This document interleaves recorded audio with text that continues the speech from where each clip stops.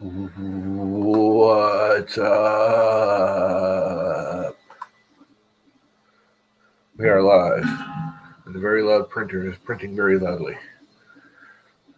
I don't know if you guys can hear it or not, but it's printing. That one. See, it's printing. It's printing some test prints. You have mail saying you're live. That's the first. It actually was halfway decently quick. Ooh, green screen. I forgot about green screen. I might have to try green screen again now that this computer, which has much more power, is running. So, not a soul here, which is why I kind of stopped doing morning streams because no one's ever available in the morning. But that's life. Anyway, so what was I doing? Oh, I was printing crap and I'm investigating crap.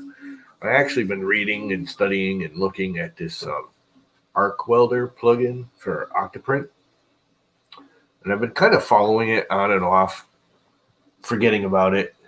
I know a lot of people had some problems with it in the beginning, but it seems to be doing all right. What did I just watch? I can't. Oh, Maker Mashup. I think that's the name.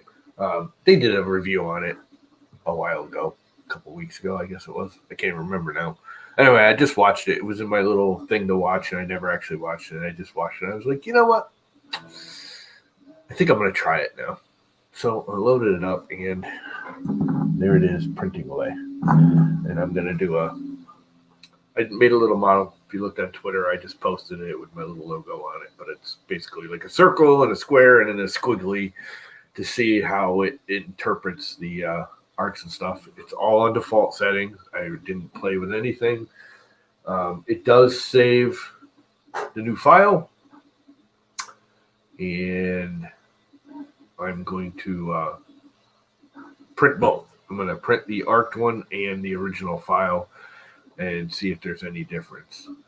Speed-wise, I was hoping, because the file's smaller, so I was hoping it might actually, because it's not stuttering as much, I was hoping it would cut the time down, make it print a little faster, even though it's not printing faster. It would just print smoother, so there's less stuttering, so there's less wasted time, blah, blah, blah. But it only seems like there's like a minute or two difference. I'm going to actually, when Octoprint's all done, I'm going to actually pull the time. I do think it's going to save, but I think it's going to be like, I think this is like an hour and 20 minutes or something for this file. I think I'm going to find it's like 30 seconds different is all it's going to save. I did just pull a stock profile because I'm rebuilding everything for the millionth time. And I forgot it. I did a stock Raise 3D profile for high temp PLEs. And it does 10 top and 10 bottom layers. So, yeah. It added like 20 minutes to the print time. I mean, it's not a big file, so I was going to cancel it. But I was like, you know what? 20 minutes is not going to. And I kind of want to burn off the filament. This is, check this out. This, right there, that roll of yellow filament is at least 3 years old. At least. Minimum of 3 years old. Minimum. You know, I wonder if I put this over here, now that I have space where I can move my camera around, you can actually see the printer. Will it be better if the legs are up? I'm just screwing around because there ain't nobody here watching anyways.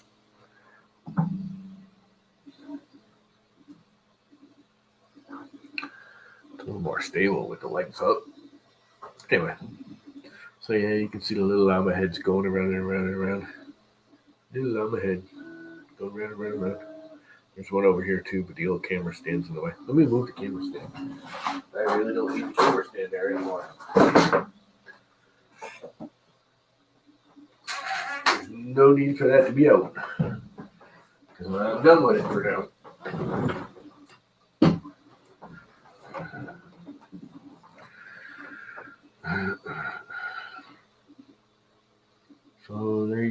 you can see the little llama heads going round and round and round. There's one here. You can barely see. There's one over here. It's kind of hard to do this backwards. Right there. Anyway. So the other thought was I was going to play with Blender and or ZBrush for a little while. I got some other stuff I got to do, but just not in the mood to do it. And maybe design, I don't know, something. But you know how it goes. What's up, 3D Jeff?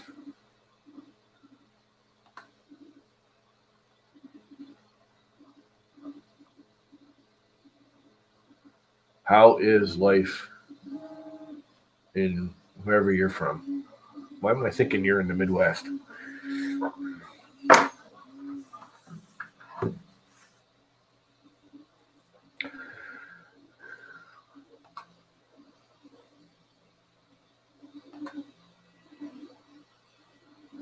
What's up, Zach?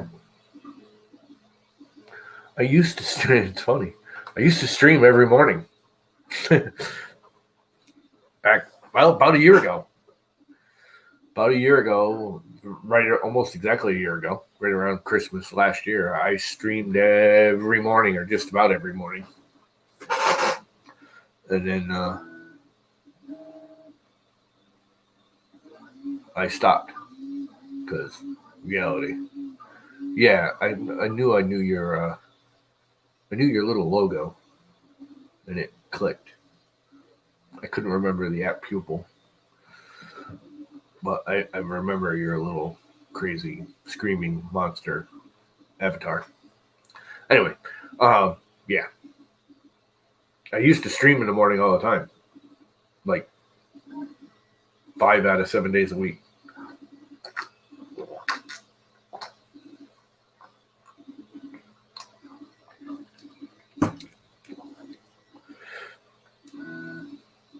But reality hit, and stuff happened, and normally I don't have mornings available anymore because I have reality to deal with. But today, Mom is settled and not doing much, and just watching TV and hanging out. So I kind of disappeared. So I have a few hours. I think she's actually sleeping in her chair, which is just fine. Anyway, so I'm goofing off for an hour or two.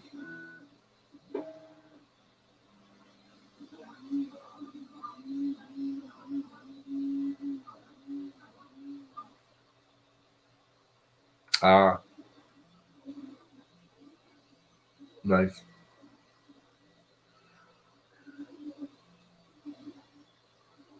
I don't know if I could deal with a glass eye. I think it being in there would just drive me nuts.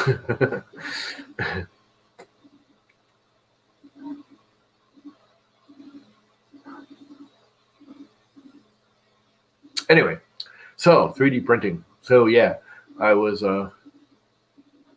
reading this morning about this here arc welder, which sounds like a welder for steel, but it's not. It's about welding the arc movements. And I don't know if you guys know how the actual motion of a 3D printer is, but your normal G code is a straight line. It can't really interpret arcs. So what it does is make a bunch of little itty bitty straight lines. So if you look at your print, I don't know, will this one show it? Not really. I don't have anything that will really show it because they have enough arcing in them. Enough texture so you can't really see it. Oh, can't see it in that. Can't really see it in that. Poocherant. Ah! But anyway, If you look close enough, especially when you do like perfect circles, you'll see the kind of a line, and it stutters. What is up, Ryan? Um, so the arc welder supposedly takes Marlin. If you're running Marlin 2.0, Marlin has an arc interpreter, which I believe is on by default. I didn't even look. I should have looked to see if it's actually on in your firmware. But anyways, arc welder takes the arcs, and instead of going stutter, stutter, stutter, stutter, it either spreads the stutters out because it's not really an arc, or if it's in a straight line, you still get some stuttering, where arc welder will get rid of some of that, and it lowers. It basically takes a bunch of steps and makes them one easy step, and um, lets the actual printer, which is kind of reverse of what a lot of like Clipper does, it lets the printer actually do the thinking, which sounds backwards because software like Clipper is trying to take the thinking away from the printer. But with the 32-bit processors and stuff, they can more than handle it.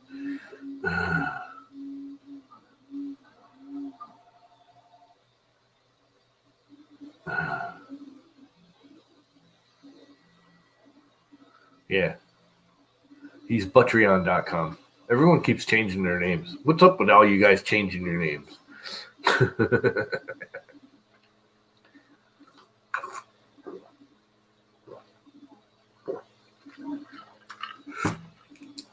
Actually, you had Boiler Ram before you had Butreon, didn't you?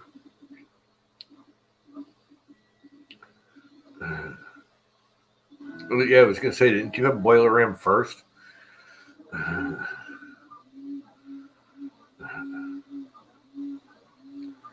don't know why you retired Mr. Buttram, but whatever. Whatever floats your boat, man.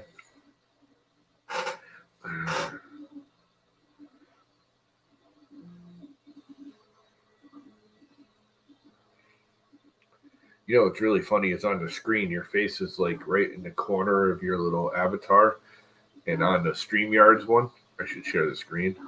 It puts the YouTube logo slap dab right in the middle of your face. It's kind of funny.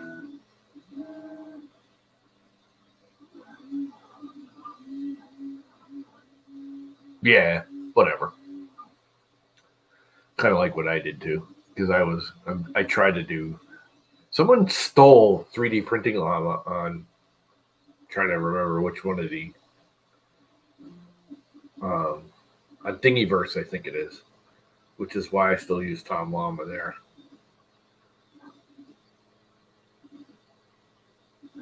I can't remember. Was it Thingiverse or My Mini? I don't know, one of them. So I just stuck with Tom Llama there. Anyway, so we're going to try this here awesomeness of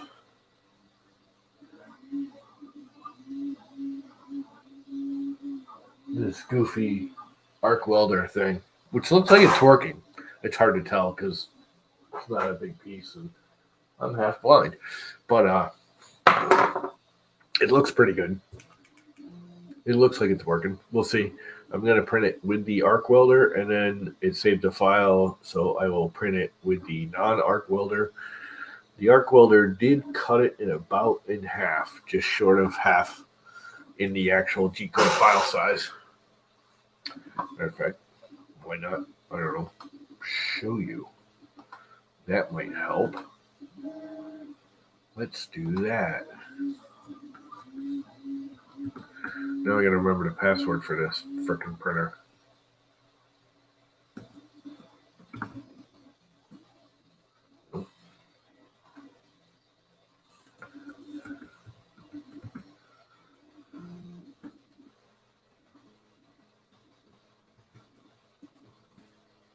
There it is.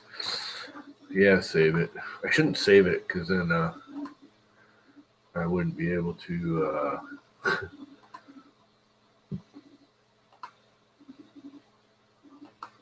share video file. Oh God, now it wants to do all kinds of stupid stuff and make me do stupid stuff.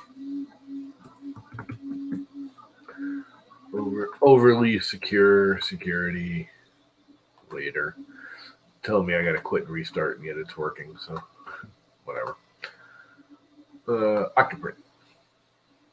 So over here is the ARC test where it says AW, and it's 777 kilobytes, and it started at 1.5 kilobyte or megabyte, excuse me.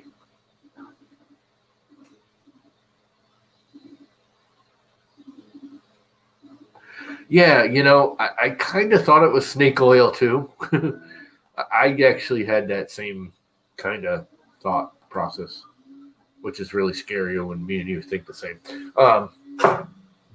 But I've been watching more and more videos on it, and a lot of people are saying, they're showing it, and they're exaggerating. I mean, they're going, "Oh, look, it's beautiful," and you look at it, and it's like, "Oh, okay, it's a little better. It's not like spectacularly better, but it does seem to smooth out like round arcs."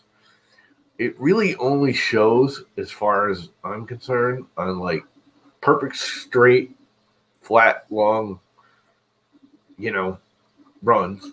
You see the wobble, or big long, like, you do a perfect cylinder. When you're doing anything with any kind of texture, you don't even see it. Like, even on the back of here, I don't see the wobble in this. And this is, a fairly smooth, long run along the back here. And you don't see the variations in the arcs. But that being said, no, it doesn't matter. They're just saying they're using the file size as a reference that it's taking the G code of going, let's say move an inch, stop, move an inch, stop, move an inch, stop, move an inch, stop, and going move from point A to point B with this arc. It's basically what their G code is doing, supposedly. It's basically making the arc less motion, so it cuts the file size down. Now, you do lose some detail because not only is it making the arc, but it's still doing straight lines. It's just making the straight lines longer, basically. So you get less jitters in the arcs. That's basically how I understand it anyways.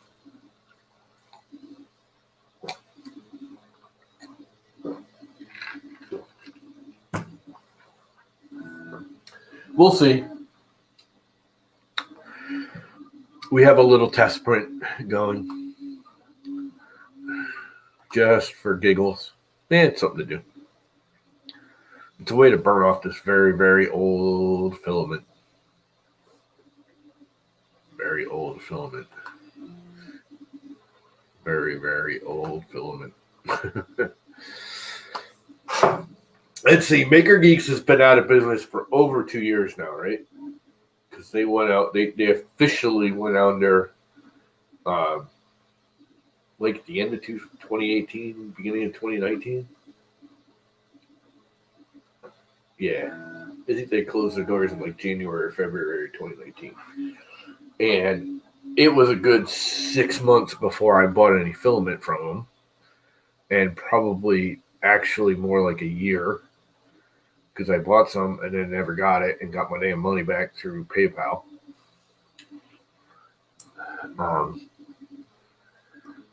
And the last thing I bought was the purple for this, which is actually what this is. This is still that original purple. There's half a dozen parts that are still original Maker Geeks purple on there. That was like a year before they went out, if not more. So this filament, and I didn't buy this, I bought this before that. This is yellow HTPLA, which I don't know why I bought yellow. I don't really use yellow. But that's got to be at least 3, maybe even 4 years old, this roll. And it's still running beautiful. It's actually pretty nice, gorgeous, without a problem. And I will say the first like 6 inches was all dried out and crusty and broken, and you touch it and it just like disintegrated. But that happens to all of them. But I just kept breaking it off until it got down into the roll where it stopped. Made sure, did a couple of loops, flexed it a little bit, made sure it wasn't bad, and it was good. So I slapped it in there. It's really weird that the first like 6 inches.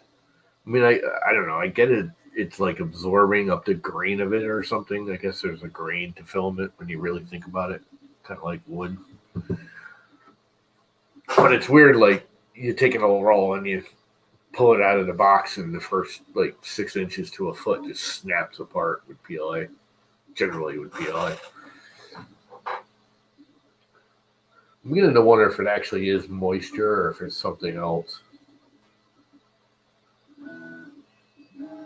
I'm almost thinking that brittle is actually from it being dried out, like losing its not moisture, but I'm assuming there's some kind of oils or something in it. What's up, Sergio?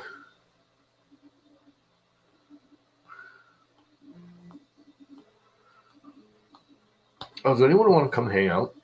You can come in and hang out.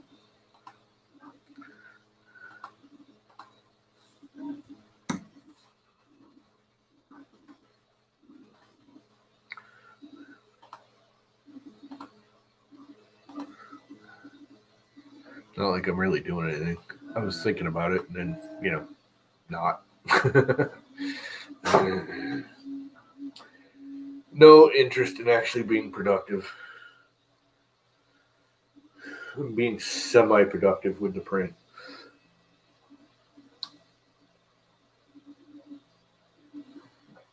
Are you actually back to work, Brian? I know a while ago you were working from home, and then you went back, and then you were working from home again. And I'm guessing when you say I'm working in the office, you're actually at work, not sitting home office. Do you even have a little home office? Yeah, I know you were working, but you did a lot of working from home type of stuff, if I remember correctly. I could be wrong. I am old. I forget shit. Anyway, so it's printing away. It's going to take a little longer because I did the stupid 10 layers. I let it stay default.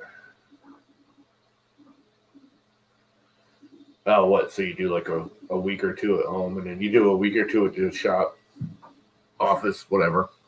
Cool. Cool. Back itches. So anyway, yeah, we're multi-experimenting. One with very old filament.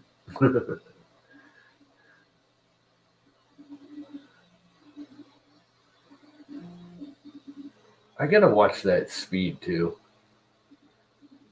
because it's printing the outer shell really kind of slow, even for me.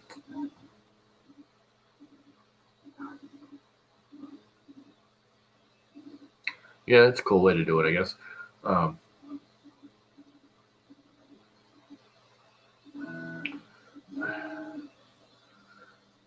Yeah. I'm wondering if it part of it's smoothing out the motion is just slowing it the hell down. It's just editing the speed function. I don't know. The guy who did it, I didn't realize the guy who did it did octolapse. So octolapse is pretty good. It's not like just some, dude just decided to make it.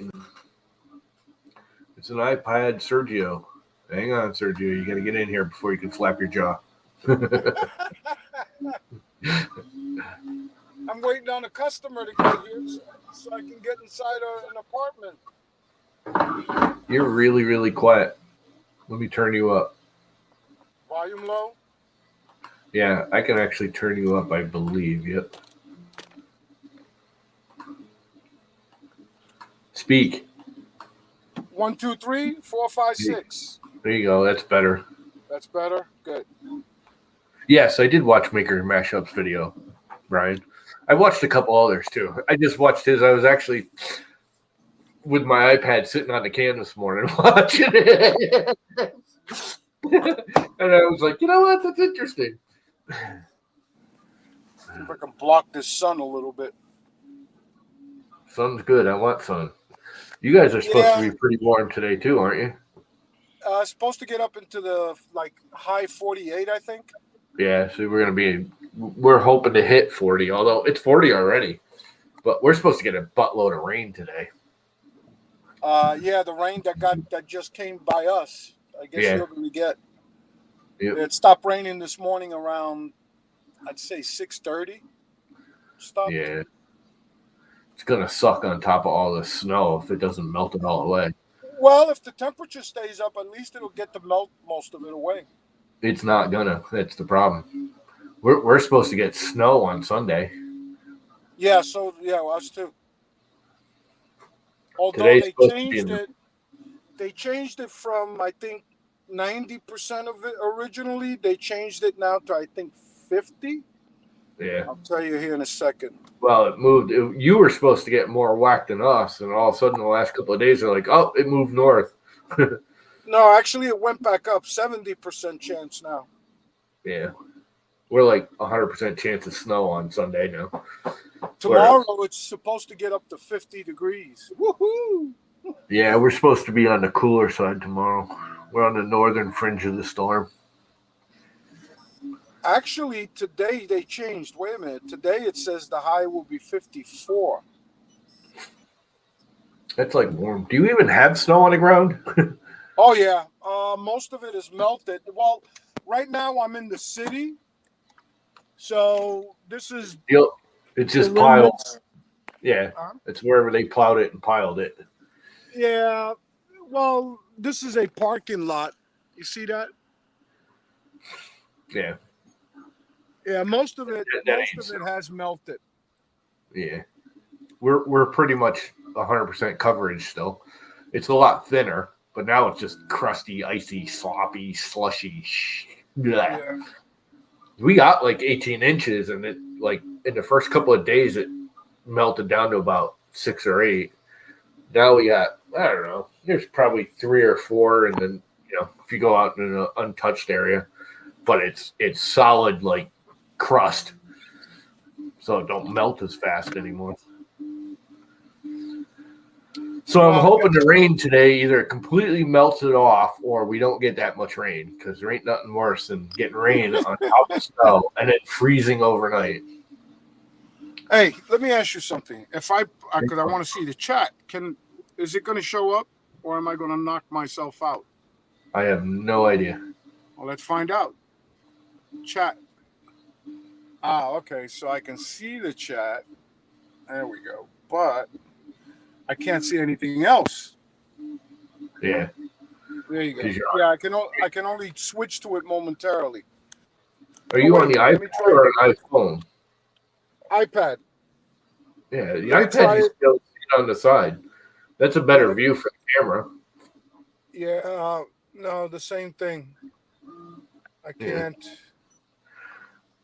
Oh, because you're doing it through StreamYards, right? I was going to say, I can usually, you just kick yourself out. I usually do my iPad, I'll put on YouTube so I can see the YouTube chat. That way I can see the YouTube chat, but I always do it with this. So I'm StreamYards on the computer and YouTube on the iPad. Hit the wrong button. I hit the wrong button.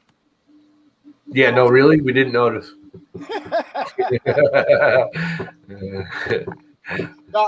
Well, versus doing it on purpose. So I'm surprised you carry an iPad around in your van, man. Don't people break in and steal them out of your van? The iPad usually comes inside with me because it's how I do all my billing and everything. Yeah. We have not here, but in a lot of the local cities, there's been a buttload of like car break-ins, like a lot. Oh yeah. Oh yeah. Oh yeah. Like broad daylight, blatant, walk right up. If you like, they'll walk up your driveway if your garage door's open and your car's there. They'll walk in, smash the window, grab what they can, and run away. Like It's broad crazy. daylight. It is crazy. Did you see that video from Philadelphia? No. Oh, you got to see that. Look it up. What? It's on YouTube.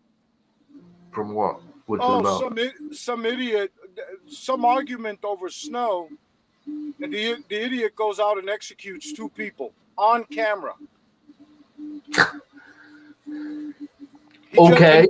And then kills himself Well, over an argument of on snow. It's crazy. well, yeah. I guess COVID making people stay at home was driving them nuts, huh? No, they were already nuts. It's Yeah, they were. Yeah, making sure. it stand out. Already if you're that nuts, you are already that nuts. Yeah, that's just crazy. It's just now it shows. Oh, somebody's getting food delivery. So what are you waiting for? The homeowner to come in so you can get in? No, not the homeowner, the property management. Same difference.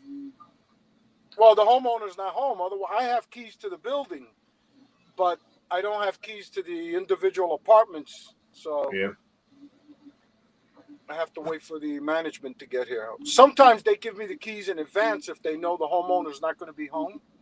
In this case, the homeowner was supposed to be home. Perfect way of putting it there, Ryan. COVID fatigue is like icing on the crazy cake. Yep.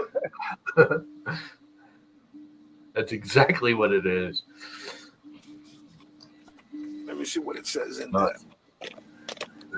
So what the hell are you doing that you got to get into all these apartments? What are you, running new ducks or something? No. This guy's complaining that the system runs too long and too short sometimes. I don't know. Apparently this customer is always complaining. Yeah. About something. So, so you got to appease them. You got to go in there, check it out. If you find something wrong, fine. If you don't find anything wrong, well, hey. I can't fix it if it ain't broken. Yeah. So they're just bitching it's cycling too much. Well, he says that it's overshooting. Now, that's possible. It could be a bad thermostat. That's just a thermostat thing, then, generally. Or a thermostat location. Yeah. Because it should be near the return somewhere. And if I remember correctly, this is near the return. So, you can make your furnace run a little longer before it kicks off there, Ryan. You just turn it up a little. Yes. I have electric heat, and I have old electric heat. This is all from the 70s, and it's very on or very off. Yeah. It's also very expensive. It's actually not. Right now, electric is one of the cheapest, especially where I live, because I get like 3 cents a kilowatt off because I live so close to the power plant. Okay, but here's the thing. We're in a risk zone. Straight electric heat is so if you had a heat pump, you would get a 3-to-1 ratio. Yeah, well, I have a heat pump for a hot water tank, but my you're heating the water with a heat pump. That's 1970s. That's literally 1970 radiator. Still the original radiators in this house. Yeah, straight electric heat, right? Yeah. But they kick on and they kick off. I've replaced the thermostats with newer, modern, fancier ones. But I swear they've actually made it worse because the number one draw with electric heat is when you kick it on. It draws more when you first kick it on than it does to maintain it. Well, and yeah. On and off and on and off and on and off all the time now because it's more sensitive. So it's fluctuating. It's not staying on as long, but it's kicking on more often. Set your difference. On more than the old You know, it would crank the temperature up to like 80 degrees in the room and then let it drop to like 60 and then kick on again. And it would only cycle like 3 times an hour. Go through your settings and check your differential temperature. You can Yeah. set that 1, Okay. 2, or 3 degrees. Yep. Mm-hmm. Like, I'm going to figure out that freaking thing. I could barely figure out how to set the day-night switching. Do the just put the model number in and online, and you should be able to find the instructions. Oh, yeah. I got the instructions all right. I still have the original books for them. I only put them in like 2 years ago. Maybe 3. Okay. It's a freaking book, dude. It shouldn't be that complicated. It is. It is. Use your Googler. What's up, Bob? Yeah, no. That's like programming firmware for me. I just because it's one of those. There's only like 4 buttons, so it needs 2 buttons to everything, and you're always pushing the wrong damn button at the wrong time. And then you got to start all over, and it's just not happening. I did program them so they kick down at night. You know, they drop down to like 68 degrees during the day. Or setback. Yeah, they do the night. Yeah, and I had it programmed for weekends and stuff because during the day no one was here when I was working and Mom and Dad were working and everybody was gone. Mom and Dad used to go to the church even though they didn't work. They went to church every day. They'd go hang out there because our church had a thing in the basement where all the old ladies would sew and all the old guys would go hang out in the yard. And they just it was actually good. It was almost like a senior center. Yeah. Because there was a dozen old ladies and a dozen old guys, and they cared for the lawn. Worked in the building and painted, and it was all basically free. They just did it for the fun of it because it was something to do. Which was good. It got Mom and Dad out of the house. Yeah. Up until Dad got sick and didn't know where the hell he was and thought he was 17 years old. That dementia crap is really freaking weird. Man, things happen. I just got a notification this morning. One of the police officers that I work with, they found him dead in his apartment. The police responded for a burglary call, got there, found him dead, but they haven't released any details yet. Yeah, that sucks. Yeah. Anyway. So, yeah, I used to have them cycle down during the day at certain times. Like about 8 o'clock, I would have it cycle down, and about 2:30, 3 o'clock, it would cycle back up. And then like 10 or 11 o'clock at night, it would cycle down. Like 3 or 4 o'clock in the morning, it would cycle back up and save some energy. But even that, now they're saying that sometimes isn't as savings because you end up drawing more energy, kicking the temperature back all the way up. Not if you had a heat pump. Yeah, well, not everybody has heat pumps. I'll take a heat pump. You going to come put it in for me? No problem. You got air conditioning? No, we got nothing. Oh. It's electric baseboard heat from the 70s, dude. And that's it. And summer, it's just open the windows? Yeah, put a window unit in. Oh, put a window unit. Usually right there where that red sheet is. Okay. That's my solar heating panel. You think I'm kidding you? Well, sunlight blocker. Yeah, well, I put a white one up during the summer generally, or I just put the blinds down. It's amazing how much that thing helps, even in a day like today where it's kind of cloudy. I mean, there's sun coming in. Mm-hmm. If I remove that raises my room temperature like 2 or 3 degrees during the day just by having that there. Yeah. The sun's coming in that's a direct, that one and those. That's why I got kind of dark. I really want to make like a blind. I know they make them, but like your vertical blinds. Yeah. Or blinds. They have like the coffee cups where you add hot water to them and they go from black to wherever you can read the text or whatever. They basically go to white. Why wouldn't they made a vertical blind like that? So you close your blinds in the cold, in the winter, they turn black and heat up. They do it. Well, they have windows now that when Yeah, you they have turn window turn on a tinters. switch, yeah, it tints it. Yeah, That's not heat based. That's just sun blockers. yeah. They actually Sunblock. darken it. They darken it to block the sun. I don't want to darken it. I want to turn it white and reflect it. I want to darken it in the window and let it absorb the light and heat. Get blinds. You know what? If you get those blinds where it's one color one way and one color on the other side, Yeah, well, that's what I've been and then thinking you can about doing. flip it accordingly. Flip them. These are, it's actually not down right now, but I got, the mini blinds. I was thinking about pulling them all apart and like painting one side black. Man, this guy's taking a long time. Where's he coming from? Bumfuck Egypt? Probably. He's usually pretty quick. He must be coming from the other side of the town. For some reason, today traffic is a nightmare. It's Friday. Oh, I haven't seen traffic this bad in a long time. It's Friday. Yeah. Isn't it like a holiday this week? Is it President's? It's next week, ain't it?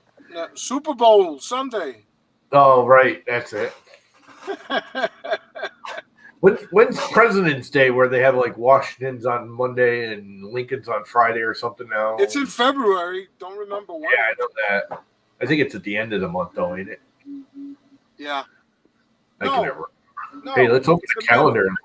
It's like, isn't it like the 15th, the 12th, the 15th? No, wait a minute. That's Valentine's Day, 14th. President's Day is the 15th, yep. Oh, okay, so it is the 15th. Okay. The day after Valentine's Day. Yeah. Michael's here. Yeah. Public announcement or whatever you want to call it. Don't forget Valentine's Day. Your wives. If you don't want to be sleeping in the living room. What it is, my neighbor has a slightly bigger house than mine, but not much, and it's way better insulated. It's much, it's only 20 years old. It's not even 20 years old. This is, 50 years old. 2x4, that's all 2x6, better insulated. It's a modular, so even though some people think that's bad, the one good thing about modulars is they insulate the floors in between the boxes and the ceilings, and your roof. So it's got like R45 in the ceilings and stuff. It had R19, and I put another layer of like R12 on top of it like 10 years ago. But anyways, insulation is terrible. Their oil bill, they keep going, oh, your electric bill's so expensive. Their electric bill is about $150 a month. And during the winter, their oil bill to heat that house is about $800. And they run a wood stove. Sheesh. Now, my electric bill, because we're on a payment plan, we just pay the same amount every month, and once a year they reevaluate and say it's going to go up or down. It's actually gone down in the last 3 years, and it's now $380 a month, all year round. Now that includes air conditioning in the summer, heat in the winter, anything we do, the printers, they're paying more than that in oil and gas, and because I'm electric everything. I mean, stoves, everything. And she's like, "Oh, my oil bill's this, and my electric bill's this." And I'm like, "Yeah, but what about your gas? What do you mean?" Well, you have a gas stove, you have a gas furnace, plus you're running the wood stove. And you get right down to it, $350 a month in Connecticut on the shoreline.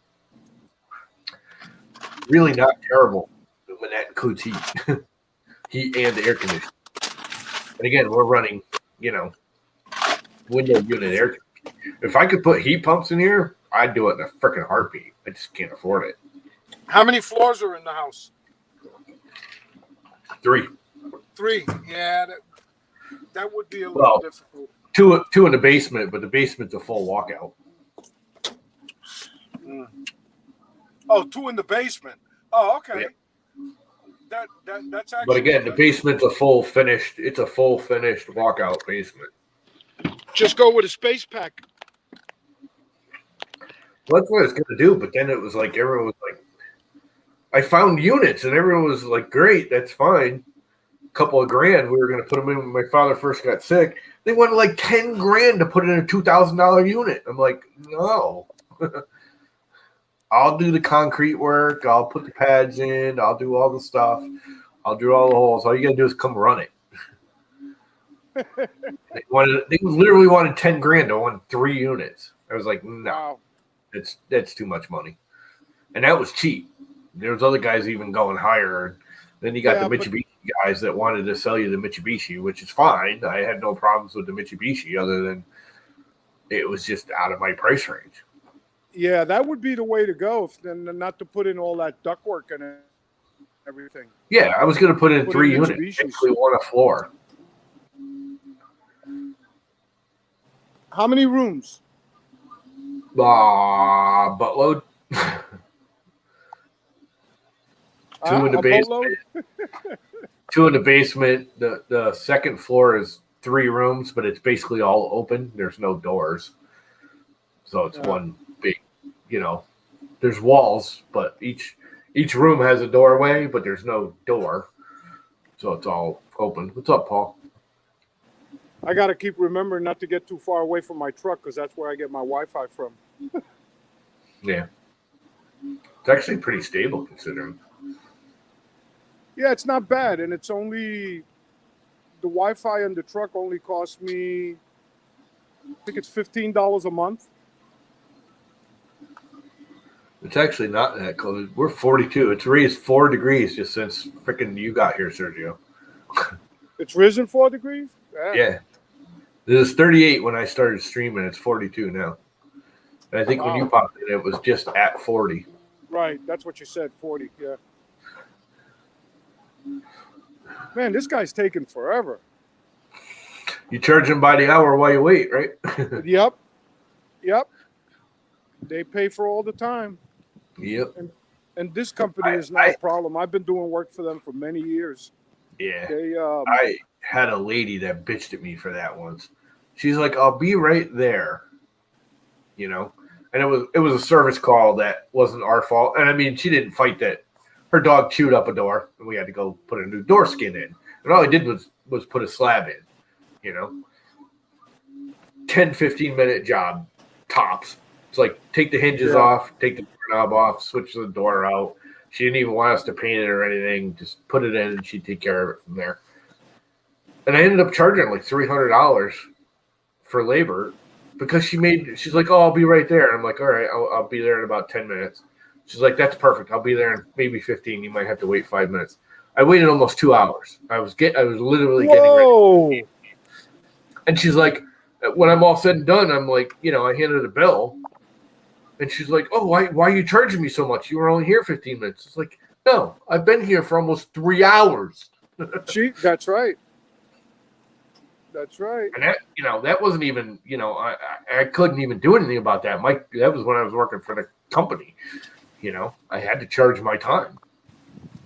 Yeah, that's right. You gotta charge for your time. Oh God, she tried to fight it. She actually tried to take us to court, and her lawyer called and he goes, "Is this real?" She's kind of one of those. You could tell she's one of those bitch about everything, people. And her lawyer literally called. My company put me on the phone. I said, I got it all dated, timed, everything. And the good thing is when I was working for the big corporation, all my phone calls through the company phone were recorded and dated and timed. So we pulled them right off the server and said, "Here's the time she called. Here's her exact words. Listen, here's a recording of her saying, 'I'll be there in 15 minutes. No problem.' Here's her showing up 2 hours later, and here's my time." And the guy goes, "Yeah, we're not going to proceed with this lawsuit. I'll let her know she's just got no standing and has to pay the bill." It was funny because that was great. That was the one thing I used to like about Sprint is back when they had that push to talk stuff, there was other features like Nextel, recordings. the Nextel, like, yeah. Yeah, well, Sprint did it for a while. Wasn't it? Yeah, Sprint did it. Well, Sprint bought Nextel. Yeah, whatever. It was a push to talk, and Drew's drive me nuts. Every time someone would do that click, I'd be up on a freaking ladder, and they'd keep doing the annoy button. Remember the annoy button with that? Yeah.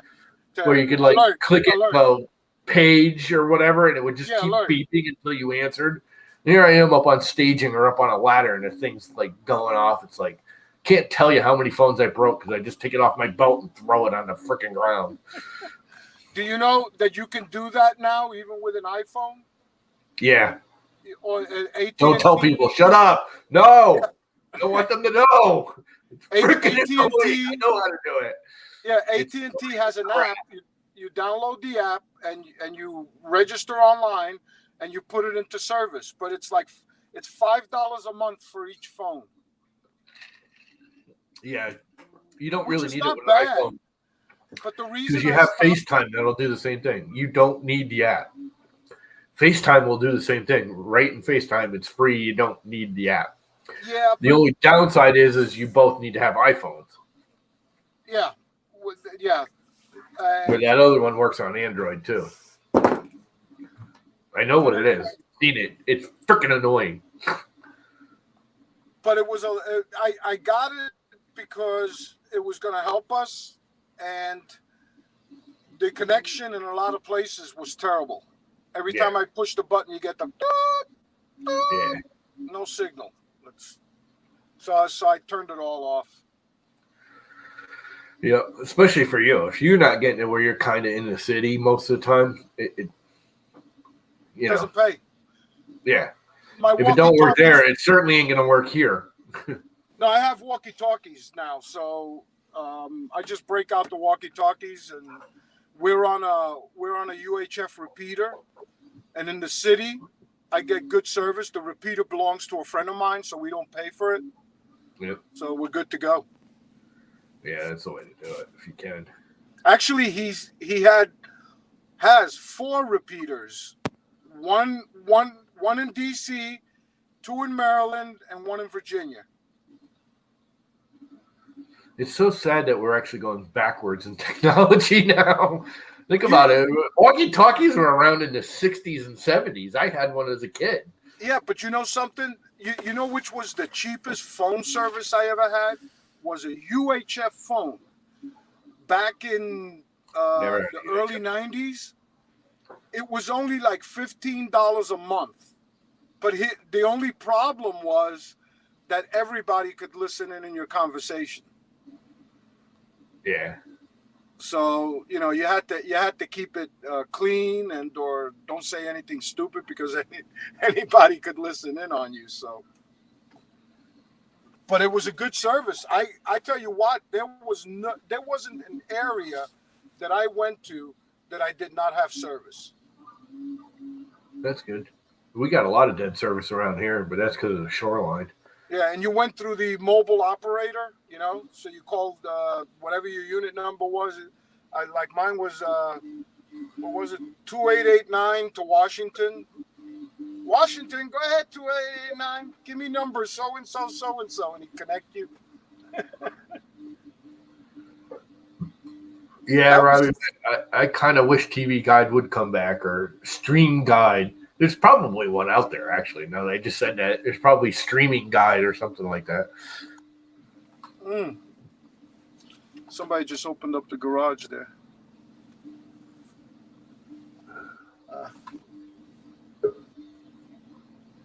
Pulling out the garbage. We have a trash panda. Hey. Trash panda night? Go on the trash panda. Yeah, I'm working today. Home working or working? Actually at home, but I'm still actually working.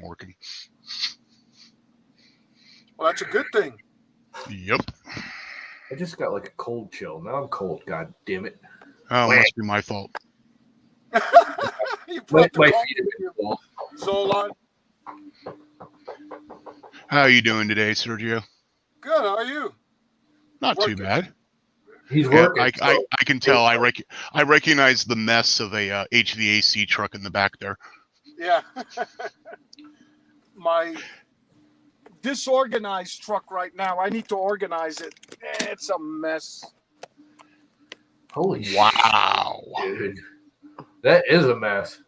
But you know what? That's a sign of you doing a lot of work. Yep. Especially considering you've only had that thing, what, 6 months? 6 months. Yeah, but I've been doing a lot of installs. Yeah. And, Excuse me. and he's only had it for 6 months, which means he's doing a lot of installs, which means he does not have the time to set up the organization properly. That's the problem. He can go home and build freaking printers all day long. Well, and except for the fact that I used to work HVAC and I've sat in one of those trucks, and I know they never get organized. Nope. Well, we did organize about 3 weeks ago, right? You fixed the truck up about 3 weeks ago. Yeah. So the two guys who worked for me a few weeks ago straightened everything up, but then we got crazy busy. Yep. And the boss trashed all their hard work. What a scummy boss he has. Well, and you guys are expecting a cold snap next week, aren't you? I think so. We just came out of one. Yeah, and you're going to go right back into another one. That's going to drive up your work. Yep. It's like normal. I've already got enough work to. I'm hoping all these jobs don't. We'll be in big trouble. Losing you. You're right. We have a low, not this Saturday, next Saturday of 19 degrees. So we're talking, and at night 12 degrees average. Oh, we're going to be like below 0 next week. Yeah, that's going to be cold. Yeah. Especially for that area. Yep. Yeah, I'm sure the calls will be. Yeah, but it's like it's normal winter. We're in February already. We always have that 2-week snap. The problem is everybody in the DC area forgets what cold weather is for some reason. Yeah. So when the cold weather moves in, that is when they all freak out about their HVAC systems. Yep. And you know, the same problem here because we really only hit weather for about winter weather for about 6 weeks. Usually, right after Christmas, New Year's, we get whacked for a 2-week stint, and then we usually get a freaking midwinter summer stint of a week of like 60 or even 70-degree weather, and then it goes right back into the cold until mid-March, and everyone freaks out. It's like I had an installation today. We were supposed to install 3 convector units, but building management decided to change it till Monday because in case the system is very old and I was going to have to shut it down. And if something happened, the weekend would have been a problem to get anybody out there. So they said, let's just change it for Monday.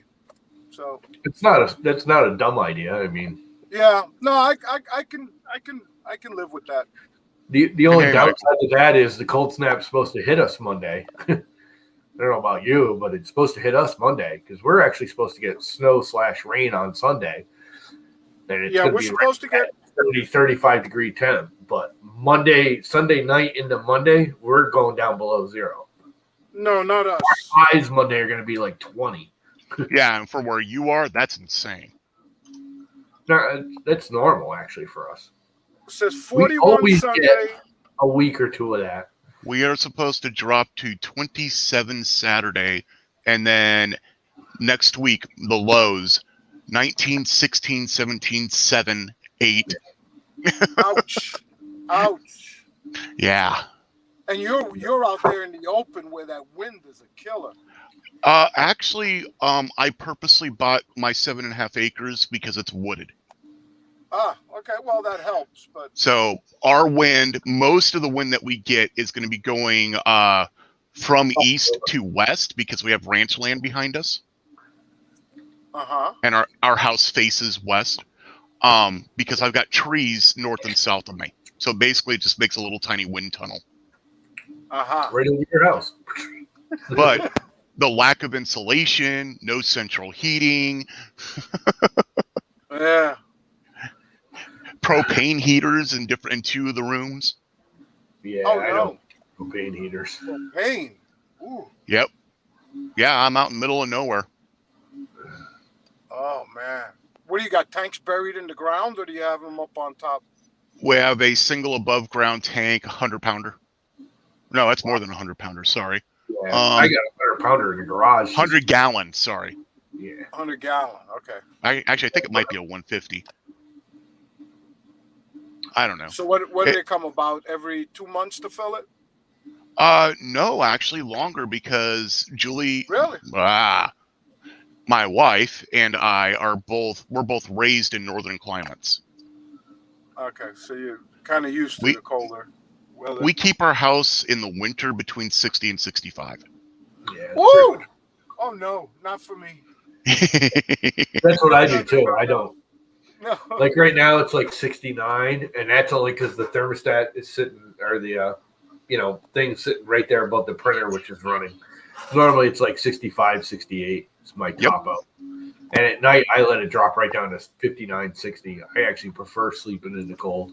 And if it gets above 75, I start complaining because I get too warm. Oh God! If it gets above 70, I start complaining.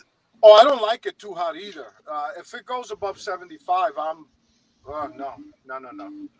I like it around 72, 74 maybe tops, but that's it. It's 69 and I'm sweating. Yep. Put it that way.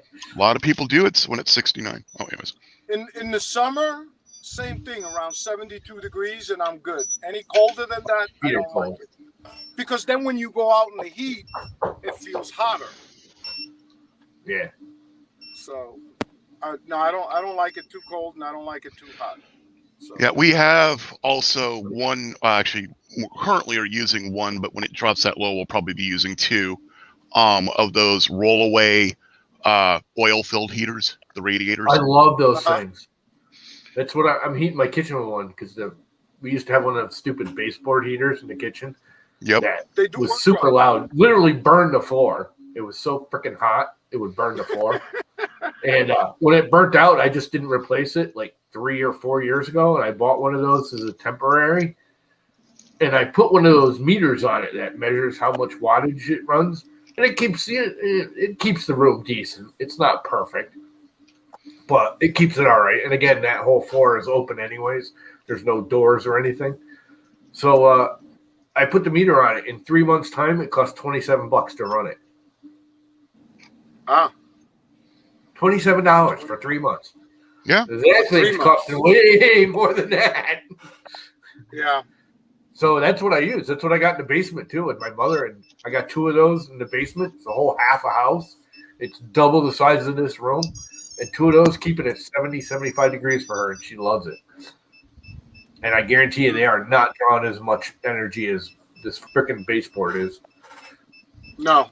And they actually keep it warmer feeling too, because they radiate and warm the crap around them because they're always on. They're not as hot as these things when they're on, but they're almost always on.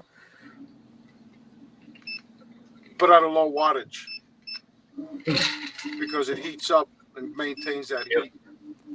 And they don't do that stupid electric heat. Ting, ting, ting, ting, ting, ting, ting, ting, ting, ting, ting.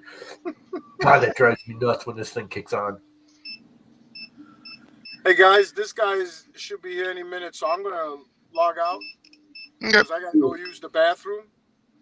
So, us old folks, we gotta run to the bathroom every half an hour or so. Who the hell's beeping?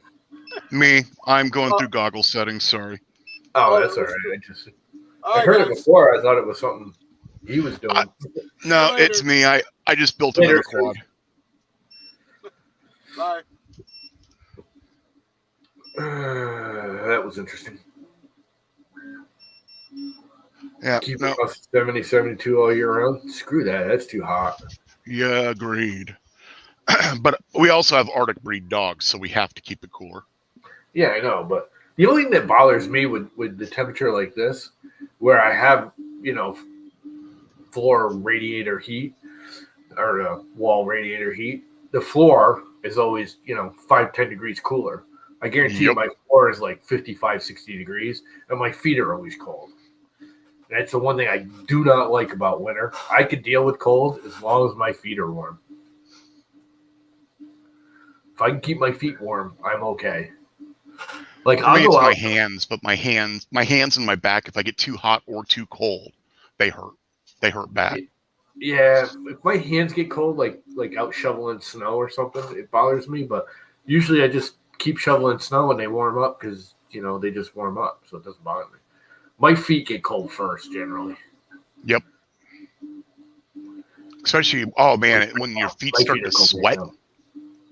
Yeah, well, that's the problem. They sweat and then they get actually colder. Uh-huh. Battery heat socks. Yeah, Well, I actually except for then you have the sweating issue. work well. Also, I've been zapped by those battery heat socks. I've never been zapped by them. They just never worked right. They were always, I could never get them adjusted. They were either too hot, and like you say, you end up sweating. Your Yep. sock gets all nasty and freaking full of water. Or, what's up, Max? Or they just don't work well. I used to do those stupid little heat pads you could buy where you break it and it's the chemical pad. Yep. They use the chemical hand heaters that they now also have for shoes. We used to use them in construction all the time. They help. I mean, we used to use them a lot, like right after lunch, because you're working all day and you're warm, and then you stop for lunch, and then you go back to work, and you've been sitting still for so long, everything's cold. Mm-hmm. So you put one of those like in your socks or in your glove, and they help, but they just don't last. They last for No, they don't. minutes. But they do they help to get you going again. But I still have a whole box of them in my go bags, just because they have multiple uses, not just keeping yourself warm. I have found actually if you take one of those and strap it to your canteen and have it heat your canteen, the ambient heat of it will last longer. I never even thought of that. That would be good for coffee. Yep. They don't get quite hot enough for coffee, but either way, it's warm liquid that you can put in your body. Yeah. Well, the thing is, once coffee's hot, if you put one of those around it, it'll stay hot that much longer. Yep. Yeah, it's a trick we did when ice fishing in Alaska. No thanks. I think Alaska's all beautiful and everything. It's all absolutely awesome on my TV on the National Geographic special. Yeah, northern Minnesota and Uperland gets colder than Alaska does in most parts. Yeah. I still don't. No. Because of that wind. I would love to visit Alaska. It's one of the places I haven't seen yet that I'd love to go to, but it would be a visit thing. and don't go in early spring. Why, bud season? That is mosquito season. Oh, yeah. And Alaskan mosquitoes are the unofficial state bird. Alaskan mosquitoes. They're huge. Oh, I know. We get them here too. And they look worse. Literally, you could be out riding your bicycle or whatever else, and you will see a black cloud coming towards you, and those are mosquitoes. Yeah, we have those here. Not as bad here, more northern New England. But we get those little fucking gnarly black flies. Yeah. And those suck because they go right through the screens. You have to get my wife's allergic to those little tiny those little biting black flies. She's allergic to them. So when they bite her, she bleeds. We used to, when I was younger, we used to go mountain hiking up into the white and green mountains all the time. And we always have friends that were kind of novice at it. It's like, oh, let's go in the springtime when, right after the snow melts, it'll be all beautiful and green. And it's like, no, you don't want to go in the springtime. It is beautiful, no, but you don't want to go in the springtime. I'm like, why? It's like, do you like blueberries? Go ahead. You go for a week up into the mountains, like, late April, early May. Do you like blueberries? What's that? Do you like blueberries? Not really. Oh, okay. Then never mind. I was going to say, because if you did, you could go to Hatcher's Pass in early spring before the bugs hatch, and they have fields of wild blueberries that are amazing. I got 2 blueberry bushes out back here. There's a difference between it's the soil. Yeah. It, Well, it they're makes a wild. big difference. They're just wild blueberries. My father Yeah. used to, because we don't get any because the minute they start blooming, the birds eat them all. Yep. My father used to net them and everything. I don't bother. They're just not that big a deal to me. Blueberries are. I like a blueberry pancake now and again, but it's not. Whatever. They're just not that big a deal. They are definitely different wild than they are farm grown. Oh yes, and they're different based on the soil because volcanic soil just does something. And then there's the fact that you're actually harvesting them right around the last freeze. It's kind of like ice wine. It makes them sweeter. I don't know. The ones here used to be pretty good. But again, Don't get me wrong. Wild black blueberries anywhere are good. Yeah. I've never had any as good as Hatcher's Pass yet. Yeah. It might just be you're growing up, It's like anything. Something you grow up with usually tastes better, even if it's not. They've actually proven that is a thing, and it is real. That things when we were younger were actually better. Yeah, they were. There's no question about that. No, but certain things you grow up with always taste better to you. Like, and then you go to the same exact setting and everything else as an adult, and it's different now. Yeah. No, but how much of that difference is your tongue? Well, no, I'm talking about stuff like if you grow up eating a certain style of food, if you change it, even though everyone says, "Oh, this is actually better," you still don't think so because you didn't grow up with it. Like, your kind of meatloaf or whatever your mom used to make for chicken stuffing or turkey stuffing is always going to taste better to you because that's what you grow up with. No, any stovetop is better than that. Anyway, your mom not a cook? They can cook. My dad was a supervising chef of Anchorage Hilton, but I don't think he can cook anymore.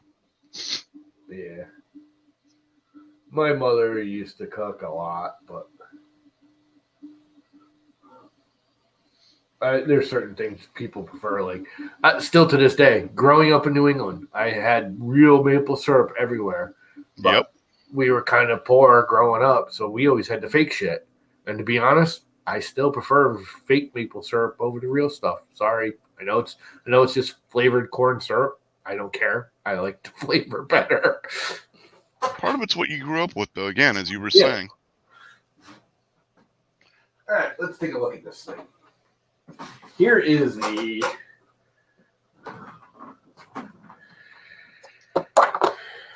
arc welder version, and then I will print the non-arc welder version and do a comparison. I'll tell you what, that is freaking clean. A little swollen on top, but I don't think that's that. I think that's just this printer. Let's print the non-arc welder version now.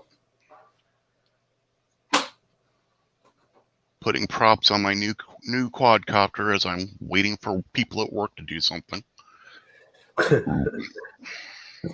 Isn't that nice? Not really. Not when the people I'm waiting on tried to blame it on me.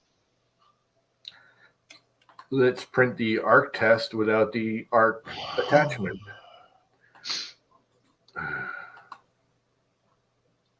And yes, actually, when I was younger, I didn't like a lot of foods, but then I met my wife who knows how to actually cook them. Yeah, that's the other thing. My mother was always a baker, but not really a cook, if that makes sense. She was like, we had a bakery in the basement where she's staying right now is actually her bakery. Nice. She had like 5 ovens and big, freaking restaurant style sink and all that. And all the drains, and that's why our septic system, I never have to worry about our septic system wiping out because I have a 3-channel freaking like 5,000 gallon septic system instead of the normal 800 that we have to have around here because that's what they made her do. But she was never much of a cook. She was more of a hamburger helper cook. That's what I grew up on.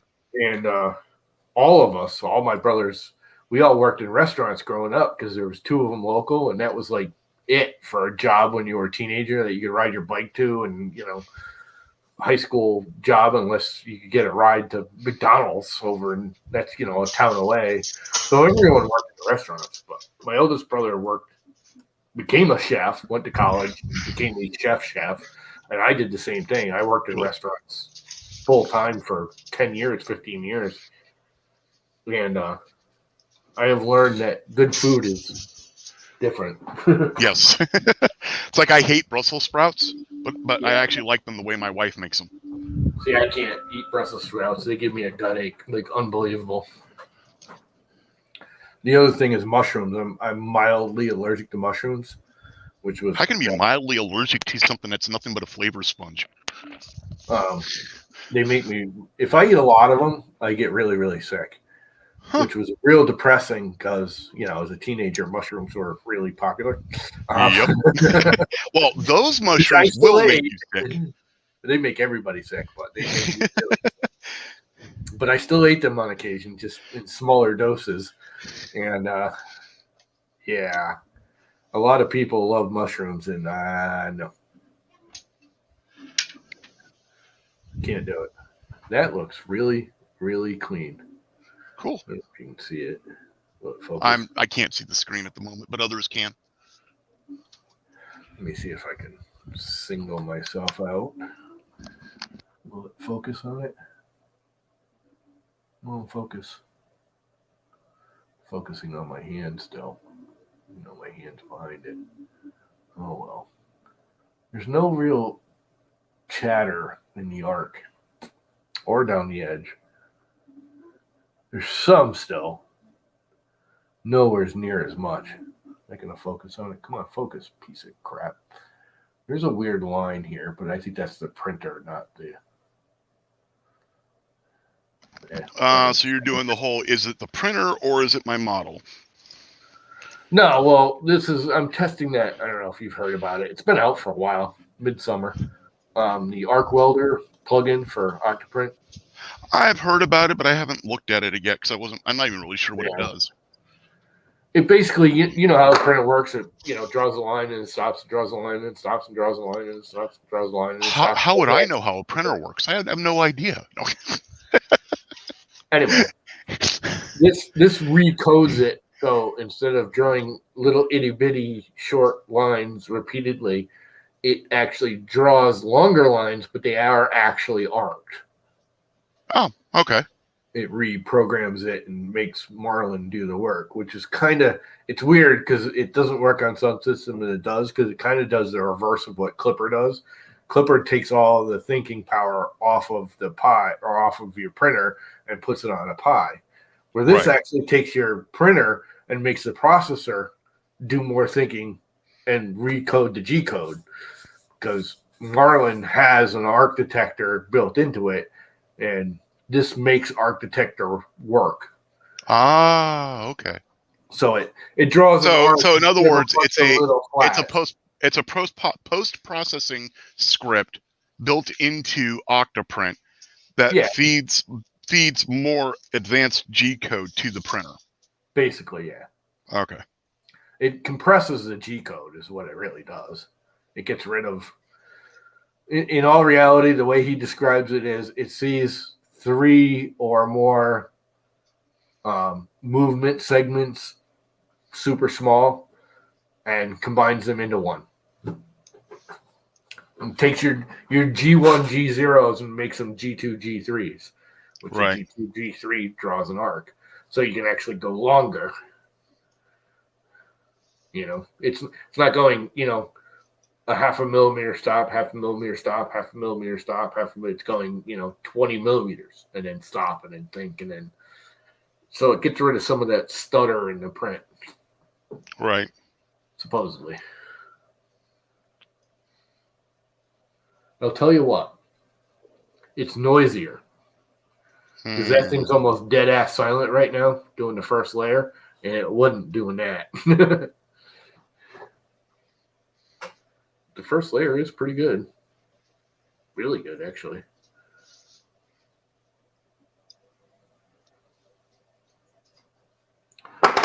And this is seriously old filament. This has got to be 4+ years old.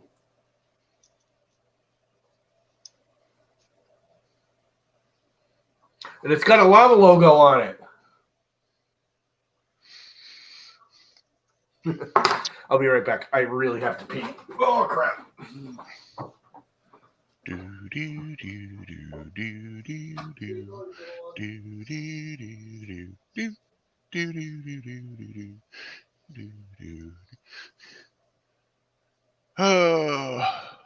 Blah. Last night I printed what I think could be considered the worst benchy ever. I can't remember who it was who posted it to Twitter, but they printed a benchy that looked like a bad acid trip. And they still don't know what happened. Well, actually, I can't say they still don't know what happened because I don't remember who it was, but you know what I mean.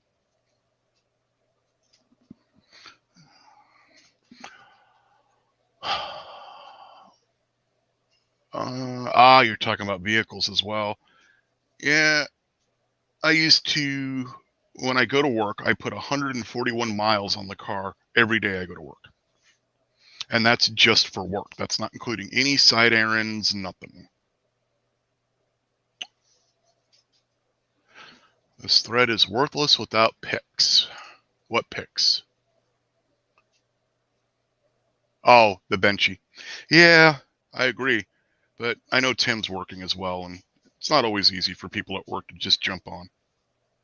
That, and since Llama's not here, even if he did, he wouldn't be able to get in.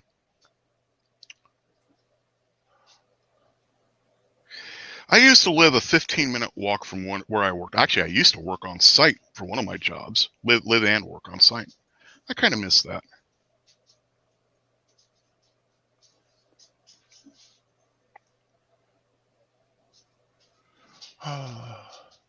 Yeah, Tim, you should post the pictures of your benchy on Twitter or something so the rest of us can see it. Or if you did, then we're just being idiots and not going to go look, and we're sorry.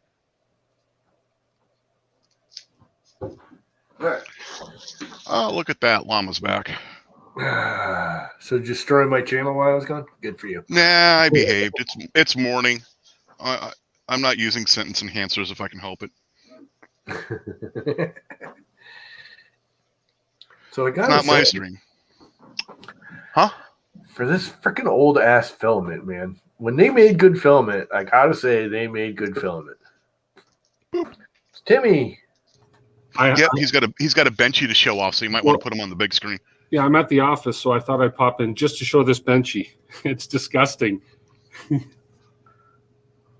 Oh crap! Yeah. That Wow. looks like freaking. How long was that underwater? Looks like the Pirates of the Caribbean boat. Yeah, that's what I was thinking. Yeah, it's the Black Pearl before, not the Black Pearl, but the Davy Jones one. Yeah, no, it's I was working with my friend Richard up here from the First Layer, and I'm working on a new profile and firmware for the Mingda Rock 3 printer, and I obviously did hit a wrong key and cure it or something. So, when I saw it printing, I said, I'm just going to let it finish just for fun. So, yeah. Kira has like a weird texturing bunch of plugins. Well, there was one experimental plugin I turned on, which I think might have caused this, but I had to let it finish, and I'm not going to throw it out because that is a piece of art. Yeah, actually, it is kind of. Oh no, Tim, get some UV resin, put some iridescent green or glow in the dark green pigment in it, and then fill the ship holes with the resin.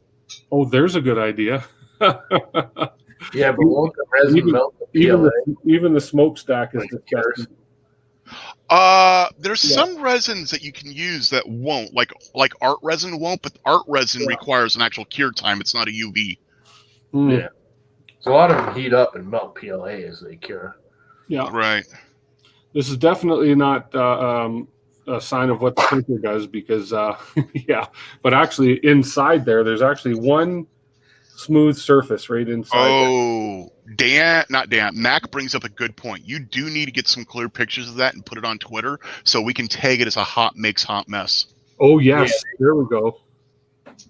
Yeah, I will do that. Yeah. Anyways, I just popped in real quick to show you Hey, that Dan. because I'm working away here. So What's up, Dan? Friday He's morning. Yeah. Anyways, thank you for showing that to us, Tim. Yeah, no problem. And I do have to get back to work, obviously. But yeah, No, no, you don't need to work. the boss will fire me. I'm pretty hard on myself. Freaking Friday. Nobody It's works. Friday, but my goodness, you should see the purchase orders I have to fill here. So Oh yeah, today's payday for a lot of people. it is. Yeah. Yeah. I forgot what payday See, was. you can tell how busy I am when all three of these printers you see behind me are not moving. I don't have time to 3D print anything. I'm too busy actually doing real work. So, yeah. Anyways, I've got to say, this thing printed really smoothly. Okay, so I'm gonna put this on Twitter right away, actually, and just tag it as Hot Makes or Hot Mess. Okay, we will. That's what I'll do. I'll put it on my Twitter feed. Cool. As soon as I see it, I'm sure somebody will tag it, but I'm already there. Yeah, I'll even tag Jim at his Hot Makes at Edge of Tech because he does the Hot Makes show. Yep. So yeah, actually, it's kind of funny because if you watch the show close enough, you'll find I'm probably the one who tags about 75% of the stuff. Oh, yeah, you do. Oh crap! I was gonna start giving a piece of that. Okay, well, see you guys later. I'm gonna go get some work done. I'll post this on Twitter a little later today. Take care, Tim. Okay, see ya. See you, Llama. Later. What time is it? 10 o'clock. 9:36. 8, so 10:36 your time. Yeah. 10 o'clock. Yeah. And he actually hasn't posted to Twitter in a long time.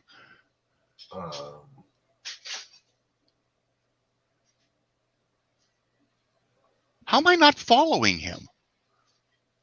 I don't know. Am I?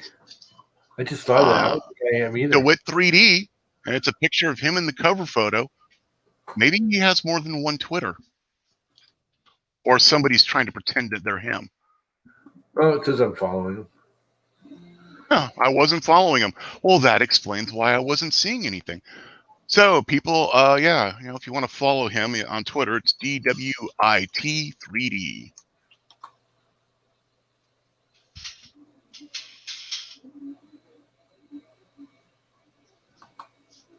Ah, okay, that explains it. I still thought I was already following it, yeah, but okay. And I should have realized he'd be in the chat still.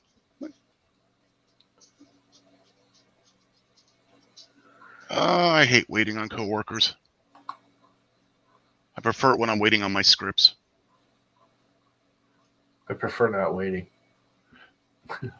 Well, the nice thing about waiting on the day job is I can work on my personal stuff a little bit while I'm waiting, unless it's a long wait. Like right now, I switched back to working on a script because I'm waiting too long.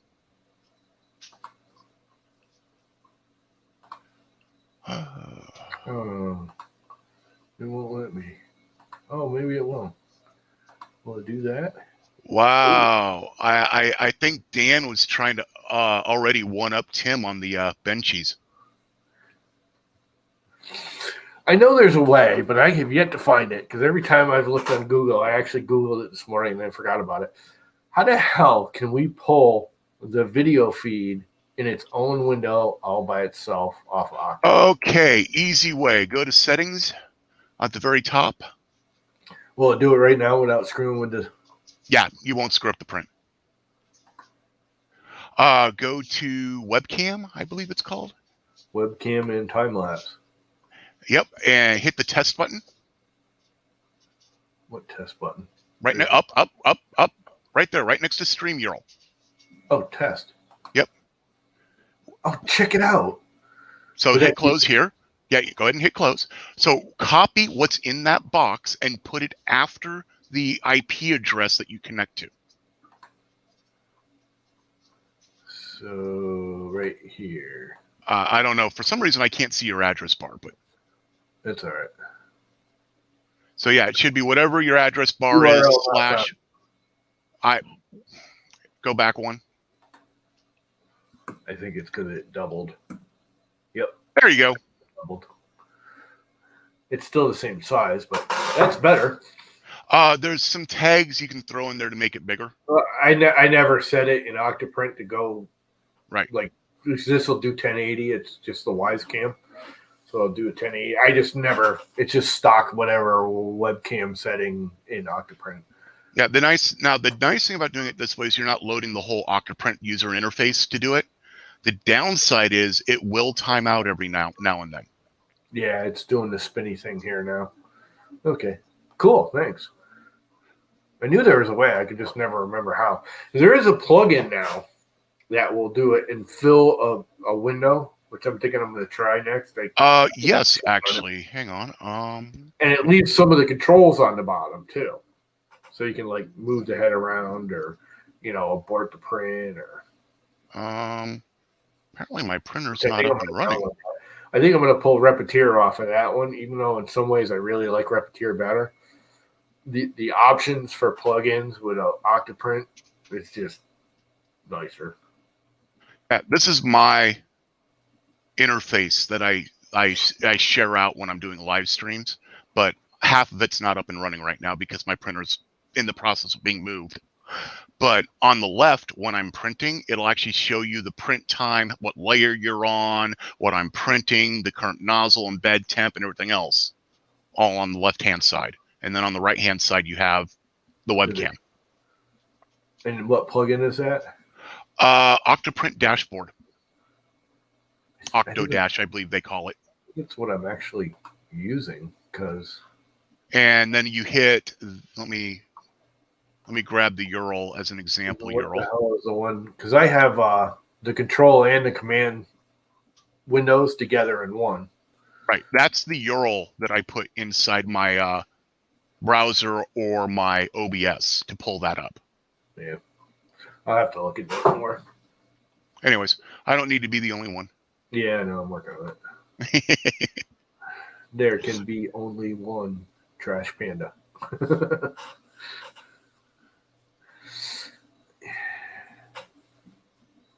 Only one. There can be only one. Oh, yeah. At least I have no meetings until Monday. Meetings suck. Meetings are a waste of time. It's a way to freaking uppity ups to freaking make themselves feel important. Yep. Uppity ups. What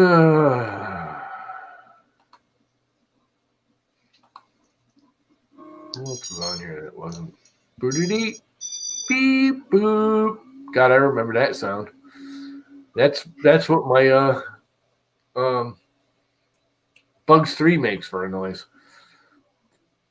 Yeah, I'm having a problem with how I did the power end. Crap.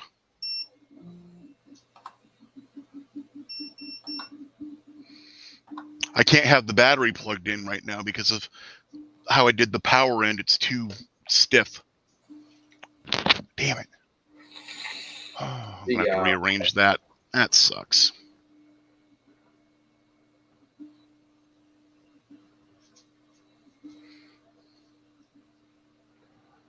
The Omnia Drop is spitting out plastic near perfectly. Cool. The only thing wrong with it is I got to tune settings some more. It is weird that it crowned at the top. It's like elephant footed at the top, not the bottom. That is really weird. I've never seen that before.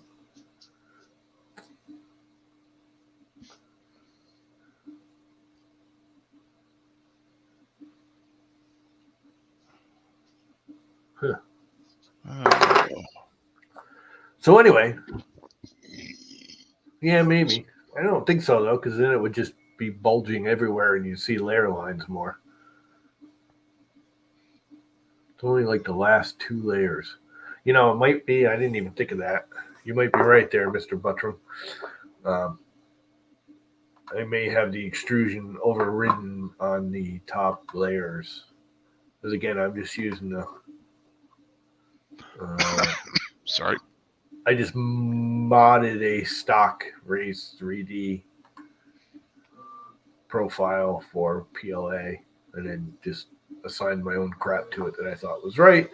And I may have... No, everything's right. There's no over extrusion settings.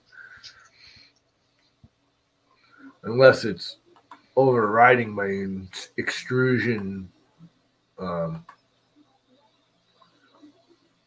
filament setting, which this should override it. When this no flow rates, and the setting is equal to the flow rate in the tune. I don't know.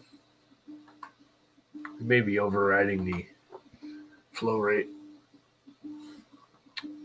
Someday I'll find out. Posted what? He's talking about Twitter. Whatever he posted, his hot mess. Oh.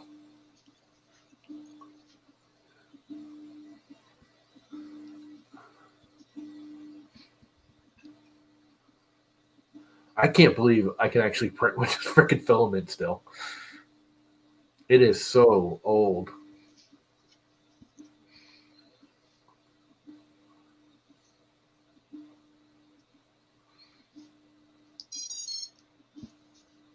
Beep, boop, beep, boop. No, still not going to work. You know, that's why I like these little buggers. Because you know what you do? You plug it in and you turn it on and it flies away. It's my own fault.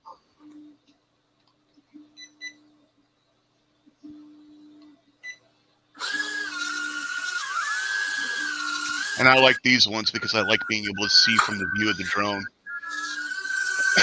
Makes me feel like I'm the one who's flying.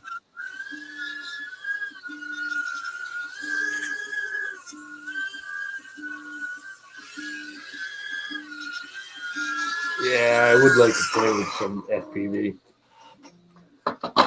Never actually played with it much. Everyone was like, "Oh, it's so hard," and I keep going to myself, "Isn't it actually easier?" What? Flying FPV because you get the.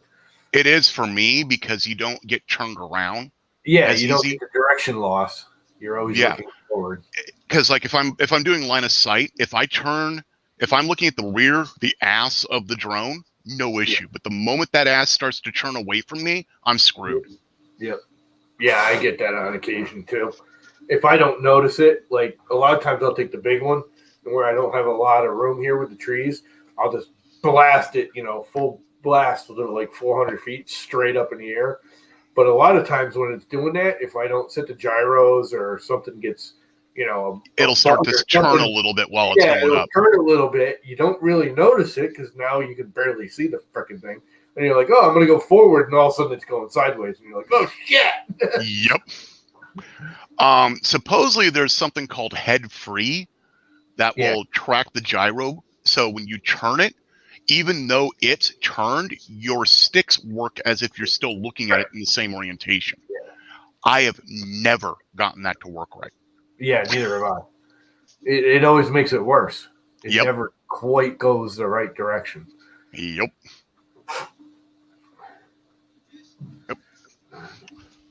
Huh? Or when somebody switches the controls from version 2 to version 1. Mode 1 versus mode 2. God, I hate that. Yeah, mode 2 is what we mostly use here in America. But yeah, my controller can do either, and I hate it. I hate when it accidentally sets to mode 1. Yeah, or you just push the wrong button. I used to do that all the time with my tarantula quadcopters. God, those things would always reset. Next thing you know, you're flying off in the wrong direction. The good thing about those was, even though they didn't have any like real GPS or anything, I could make them just hover, and I could literally reset the controller while it was just sitting there. As long as the wind was blowing so strong it would blow away, it would reconnect right away when I kicked it over. I only have one quad you might be able to get away with doing that with, but the rest of them, you have to constantly be fiddling with the sticks or it's going to take off on you. Yeah. These wouldn't take off. The Tarantula, the X6 Tarantulas, it's a toy grade. You probably never even heard of it. It was really popular a couple, 3 years ago because of. I thought that printer line pretty much died. Yeah, it did. It did quadcopters too, but it was really popular because it was cheap and it was like a sport flyer, like speeds out of a little brushed motor quadcopter. I mean, it wasn't little; it was this big. Anyway, if you fly it and it disconnects, it would just sit and hover for a minute and then drop that back down. It would just like slowly start dropping on its own until it reconnected. So we used to take it and you put it up. It had like a 300 foot or 400 yard, excuse me, not foot, like a 400-yard range, which was long for a toy grade quadcopter. And you just bring it up to its full height. I used to do it with the Hubsons too, the little Hubson quadcopters. You bring it up to its full height, and it would, it's moving up because you got it maxed out generally. So it would bounce out of range. It would sit there for a minute. When it lost connection, it would start dropping down until it got range, and you just keep your stick forward. So it would sit there and just start doing this. Boing, boing, boing. Yeah, boing. you'd end up in a PID loop of it. Yeah. Yeah. You just keep the throttle punched, and it would go up, and it would, go out of range and keep lifting, and then it would realize it's disconnected, so it would start dropping back down, and it would reconnect. It would bounce back up again. And I got videos of it where it's just sitting there doing. Yeah, whereas almost all of mine, the first time it loses connection to the radio, it'll just drop. Yeah. There is no reconnecting at that point because it'll be disarmed when it reconnects. But that's all in your fail-safe settings. There's actually things you can do to change that.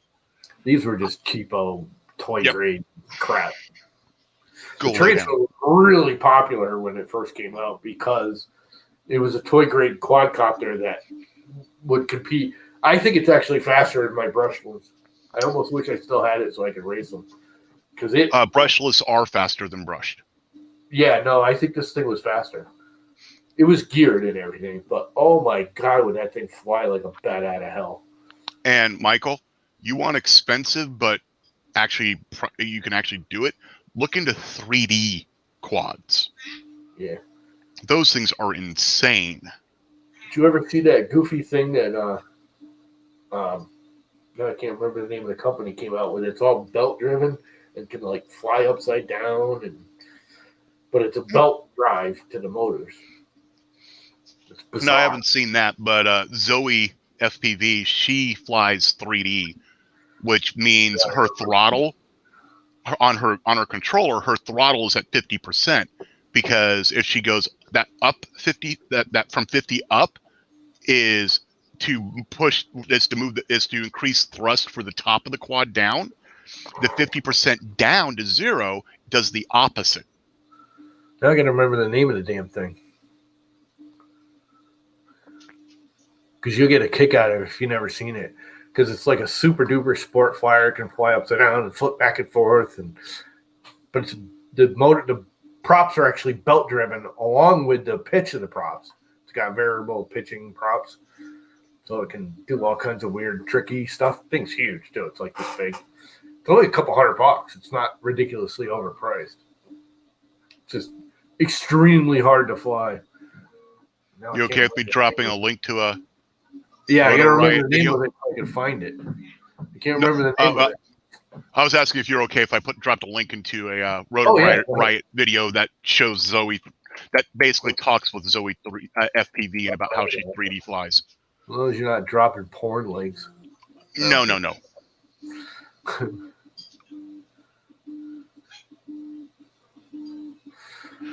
Oh yeah, the flight test Osprey. The problem I've been seeing with that Osprey is people have had a real hard time getting the motors to actually calibrate properly. So they'll have to plug it in, wait for it to do its tones. It does its motor test to move the Osprey props up versus VTOL versus normal. And if it doesn't do it twice, it won't fly properly. So you're stuck there unplugging it and plugging it back in, trying to get it to actually initialize properly. And it's not a short. It's something to do with the flight controller. Oh, work email.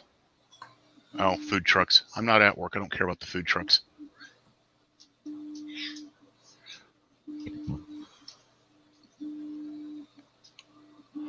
Now we got to find that damn thing. It's wicked cool.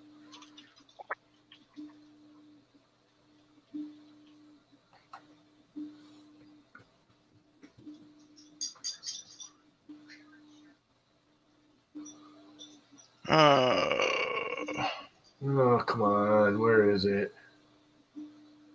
What's the big toy grade freaking RC company? They do cars. I got one sitting there, and I can't remember the name of it.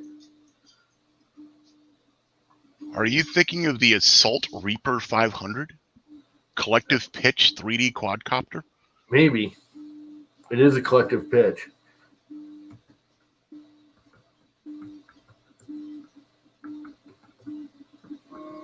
Single motor power system to drive all 4 rotors. Power is transferred via central shaft to internal belt drives in each boom. The WL Toys V383, I believe, is the actual WL Toys. I don't know why I couldn't think of WL Toys. Well, here's the Hobby King version of it. Yeah, shut up. Copyright strike. Dink. No, that was just an ad. I know. I'm getting really tired of the ads from fucking YouTube. It's getting over the top. I have premium, so the only ads I get are the people who do this video is sponsored by in the middle of the video. Which drives me insane because I'm already paying for premium. And I know those people who are doing those, this video sponsored by, I already know that they're getting money from me watching the video. Not much, but some. And let me rephrase for the people who are watching. I am okay with this video sponsored by until it turns into a 2.5-minute commercial.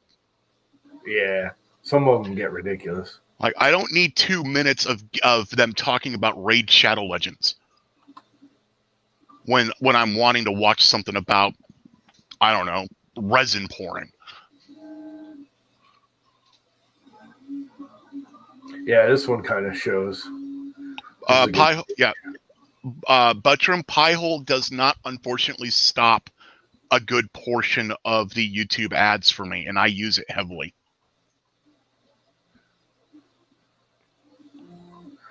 I don't even mind watching some of the ads if, when they're given, like, a lot of times, like, if you put out a video and you were collecting, YouTube income, like Tripod or any of those guys, I will a lot of times click on the video and let the first 2 ads just run and, like, go to the bathroom, get a drink, and just let it run because they get paid on them, But it's the ads in the middle of the video now that are pissing me off. And they already went from 1 ad in the beginning to 2 now, which is annoying enough. But now, just in the middle of the video, blatantly, not even like cut properly, it just stops and plays an ad. Or worse, it'll do it multiple times through the video. Oh yeah, that's what I mean. Even if it did it once, it would be all right. But it does it like 8 times in a 12-minute video. It's like, what the frick? Yeah, see, I have premium, so I know just me watching the video means that they get a little bit of that ad revenue automatically because I don't see the ads. But then I have the issue of, as I said, we're pouring this, we're 3D printing that. But before we get into it, let's talk about Raid Shadow Legends. See, again, I don't mind that because that's a direct sponsor of them. If, again, like you said, it's not a 5-minute freaking ad. If it's and here's the thing, though. Okay, let's say we're talking about 3D printing. If somebody wanted to go off on a 2-minute thing about, we use Coex 3D filament, blah, blah, and go into the, basically how they sponsor them. And I'm okay with that because it's on subject. It's on the same subject matter. To a point. It's when it's not the same subject matter. Yeah. I agree. It's when they just go off, Because Ivan, or Yvonne, he does a ton of sponsored videos and he talks about the sponsor and everything else. But almost 90% of the time, who was sponsoring him is related to the project he's actually building. Yeah. I don't know. It's just getting like it's more about advertising than the actual subject matter now. It's like, what the? Oh, and by the way, I've installed Raid Shadow Legends and tried to play it. It's a shit game. Anyways. I don't think I've ever played it. It's funny. When I went to college, that's kind of what I went to college for, was graphic design. And, that was a stepping stone to 3D animation and getting into video games. It's all kind of what I wanted to do. And by my mid, 30s, I have like zero interest in any of it. I don't want to deal with it. It's just obnoxious. I don't play video games hardly at all. I've got a PlayStation 4 here. I have two Xbox Ones that have not been turned on in probably 3 years. I've got an Xbox 360 that hasn't been turned on in probably 4 years. Plus all my other consoles that I don't play. And every now and then I'll play computer games, but even lately, I'd rather hang out in streams and talk to people than play video games. But I play it now because of Borderlands. It's literally the only game I play on anymore. I got Borderlands 3, I don't know, 6 months ago. about 6 months ago. Played that. Then for Christmas, I bought myself the original Borderlands 1 so I could replay that. I just replayed that. Haven't turned it on in a month since I finished playing that. And that's literally all I've played on it. I've got about 6 or 8 games on it. Haven't played any of them. Got a couple of games that it got with it. Couldn't even tell you the name of them. Never even took them out as a wrapper. Just don't have the interest in wasting that much time. Acid reflux today. Oh, wow. I have a Wii, not a Wii U or a Switch, just a standard Wii, in the shed that has been out there since we moved into this house 12 years ago. I would almost like to get my mother a Wii because that I think she'd play with. They're so stupidly simple. Yeah, anymore, I built a RetroPie system for my wife so she can play Tetris. I haven't played Tetris in years either. It's her favorite game. I would like to go back and play good old-fashioned Pong from the original, very first Atari. No, the original was in television. Pong.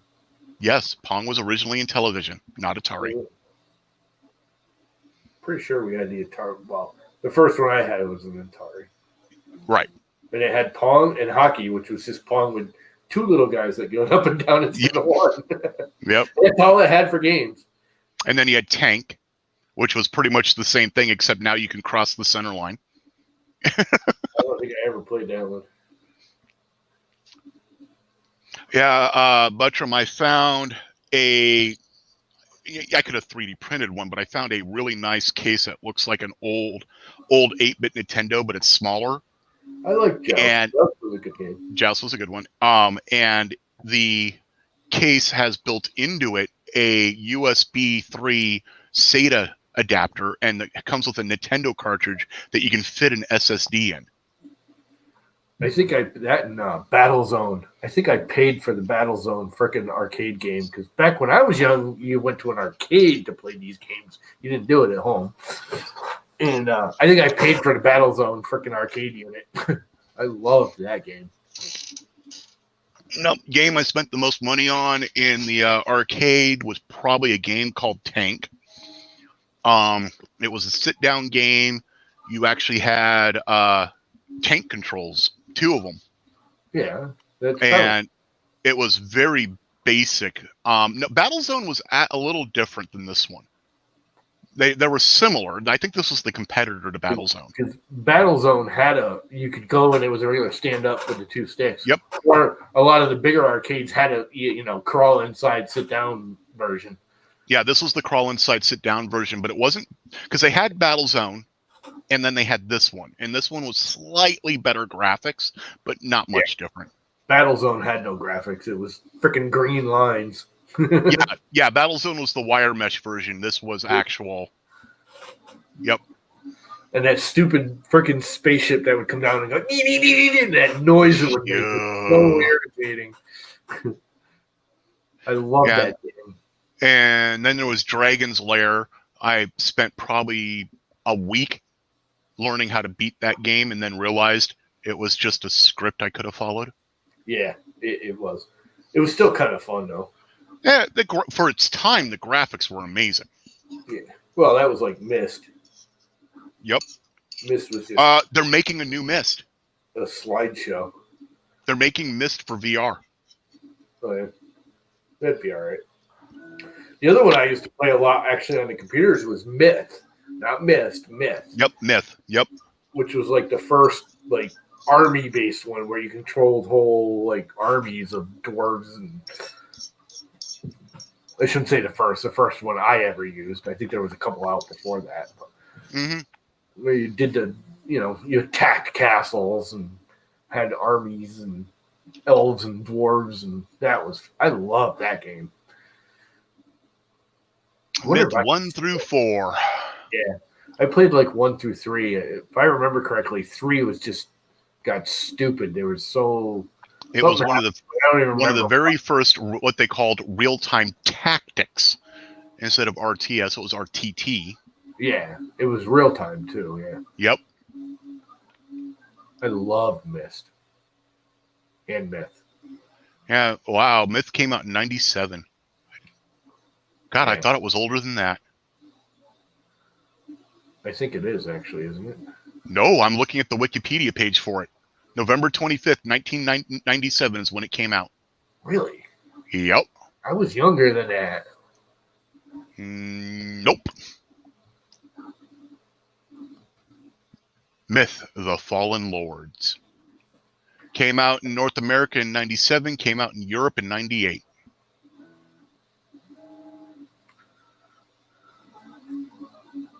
Yeah, because that's what made Bungie. That's right. Oh, wait, there was a 2D version, apparently. Myth, A History in the Making, Commodore 64. I remember this in 1989. Yeah, I was going to say. But this wasn't an RTS. Not at all. Yeah, I remember this. Yeah, each level is centered on a certain location, such as Hades or an Egyptian pyramid or ancient Greece, where you collect a magic orb in each to finish, and each level is based around myths and legends. And it's a side scroller like Pitfall. Yeah, but that's not the one we were talking about. No, you're talking about Myth Fallen Lords, which came out in '97. Yep. And then Soulbiter was good, and I don't think I ever even got. I bought Wolf's Age, and it was just. There's something about it. It got weird controlling wise. But that, if I remember correctly, Myth was their what made Bungie. That's what got Bungie off the ground. Pretty much. And then it was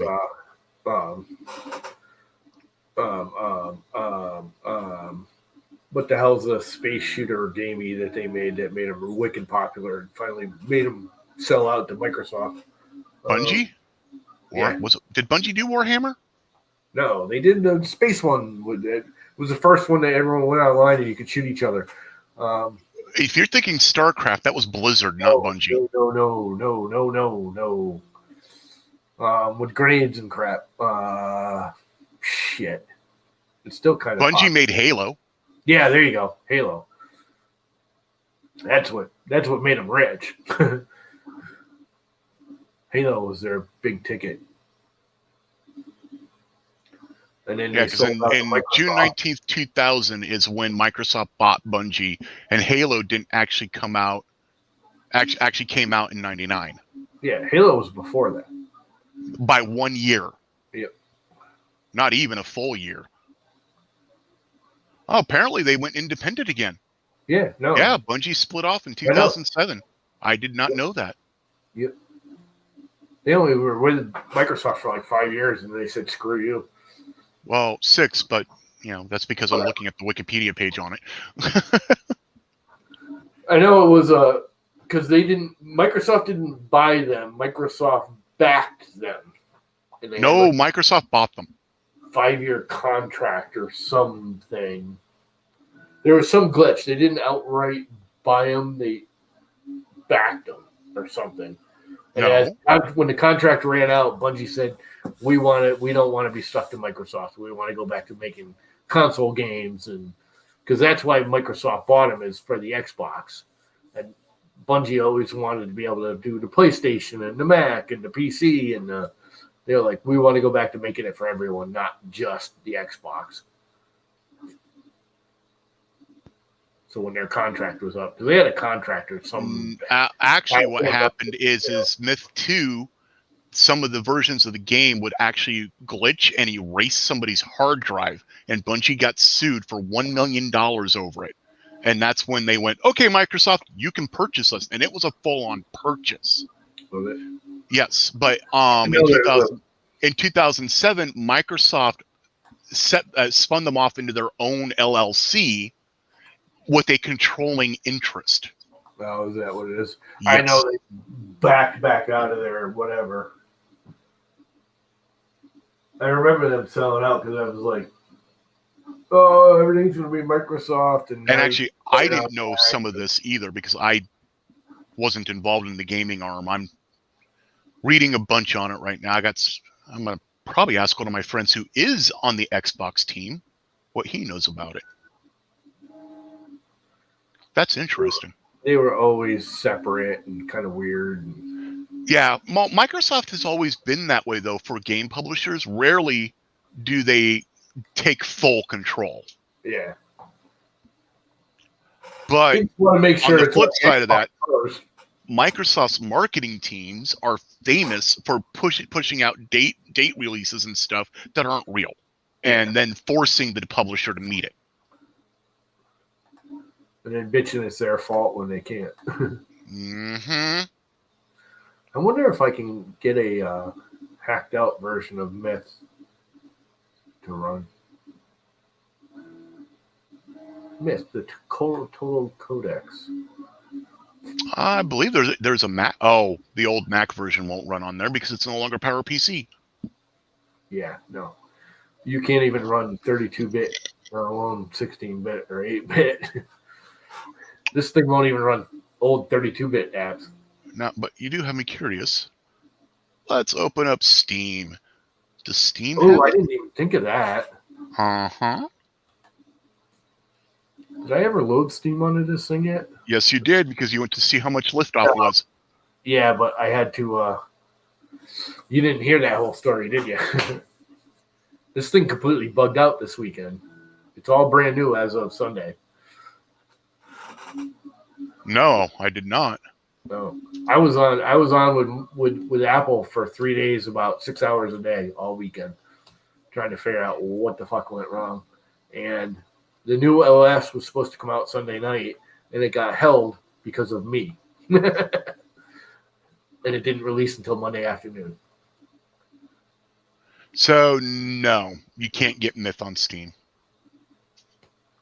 Because I found a major glitch with the new Mac M1 Max. And it's a major minor glitch. Literally, I got the engineer on here and he's like, dude, this is going to take me like 5 seconds to fix in software and, like 12 hours for our supercomputers to recompile the OS, and we're going to put it in a new update. So basically, just so you get an idea, I went to wipe it because I thought I installed, basically, and I know I did, the driver software for this by Kensington had an issue. And if you installed it, there was no way to properly uninstall it without wiping your drive, which I was like, okay, I've only had this thing a couple of weeks. I'm just going to wipe my drive. There's nothing on it deliberately. I haven't saved anything on it that I'm worried about, knowing it's a new processor and operating system and blah, blah, blah. So I went to wipe my drive. It would not let me reinstall an OS onto it. Or it would not let me reinstall a user onto it.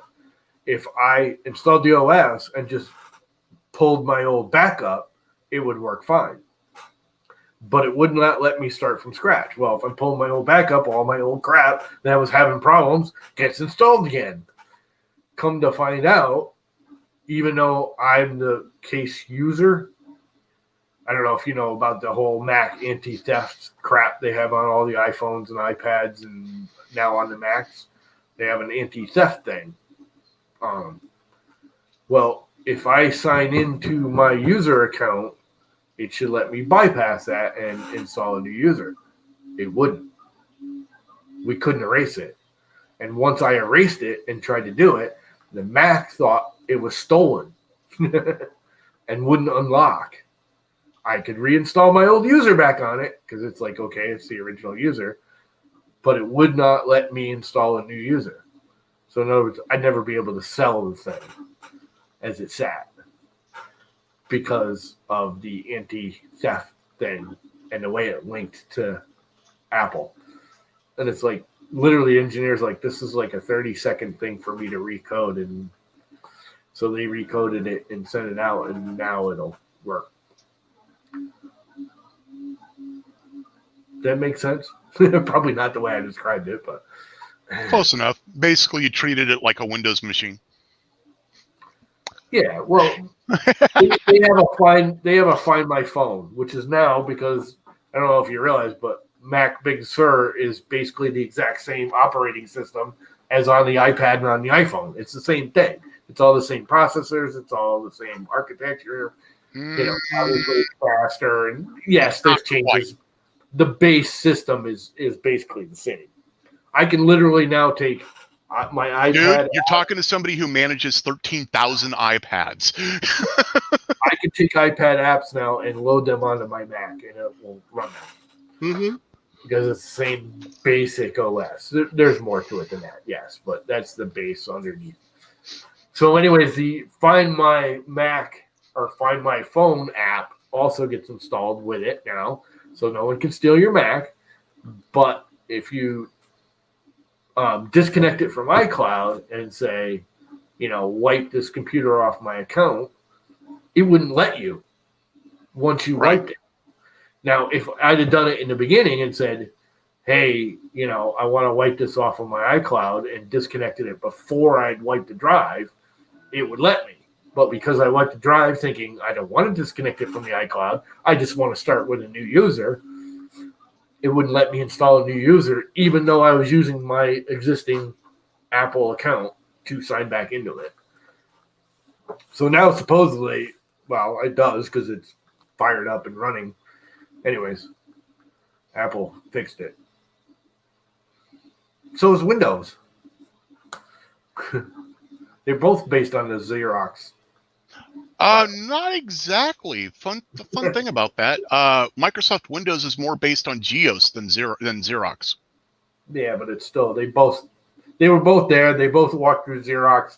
Xerox said it's very cute. We're not going to do it. Oh, and funny enough, they both actually used to work together. Yeah, screw that. We know people are going to like this.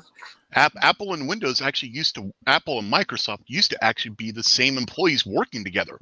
Yeah. Steve Jobs and Bill Gates worked together somewhere. Did they? No. What's the other dude? He worked at Xerox. I miss BSD. Did I just mute myself or something? No. Hello? You popped your mic or something. I heard it go clunk, but Wozniak, What the hell? No, my headset's not dead. No, we can hear you. But I'm not getting audio. Weird. Did you unplug it? There we go. No, it's a wireless headset. Oh. I did accidentally turn it down, but it's got this weird... One side's got a volume knob that's not actually a volume knob. It is a mixer between one input and another input. I don't know. I heard you hit something. It was like you tapped your mic or something. And also, yeah. You're like, what happened? So you must have hit a button. No, I accidentally flipped the mixer to the wrong direction. Jobs was a very good salesman. That's what he was. Yep. And Bill was a very good businessman. Yeah. Not a salesman, though. No. That was the other guy who liked to scream when he was on stage, pretended he was overly excited and then would throw things. Yeah.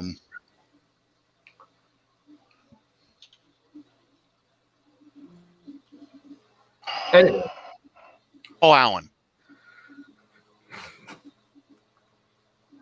Paul Allen was the salesman. Jobs was smart. He knew how to pitch stuff and get his way. And yes, Ballmer liked to throw things around as well, but I knew it wasn't him that I was thinking of. Ballmer came a little later.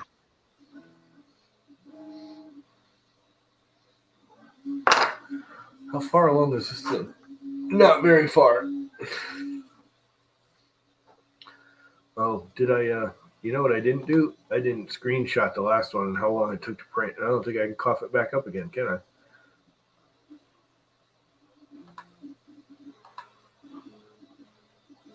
Nope. Oh well.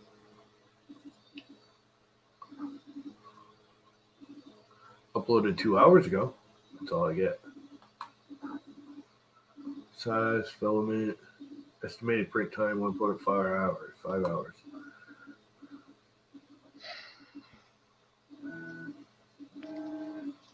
Last printed 19 minutes ago. Last printed time. Oh, it does tell me 1 hour and 53 minutes. So this one's going for 57 minutes. Let's go.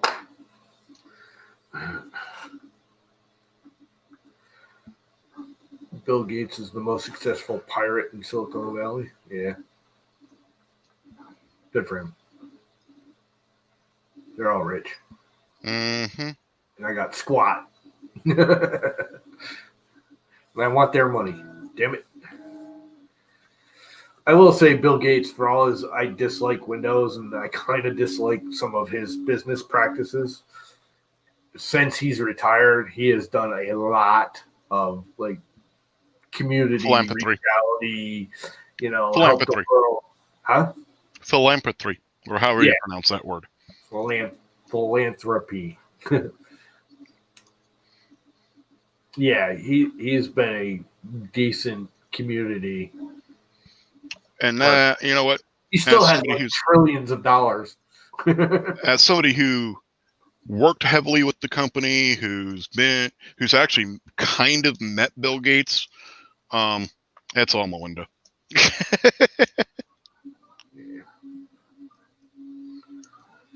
He still helps. I mean, it's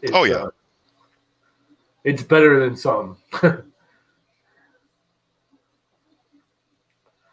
Better than other rich snobby snobs who just want their money to be snobby snobs.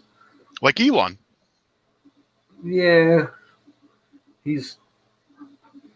Yeah. But at least he invests it in cool stuff. Like so did Bill. Yeah, well, that's my point. But there's some like the Cole brothers that just want their money for their money, and they think they should just be rich, and they've always been rich. They were born rich. They've always been rich. They just don't understand the real world because they don't need to. They can afford to pay not to.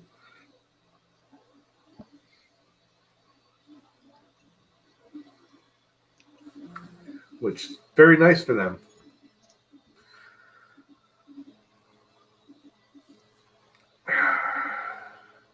We won't get into all that politically kind of crap. Yeah, it very quickly can become political. It's one of the reasons why I just fell silent. Yep. I stopped and was thinking, I was like, where is this going? Yep.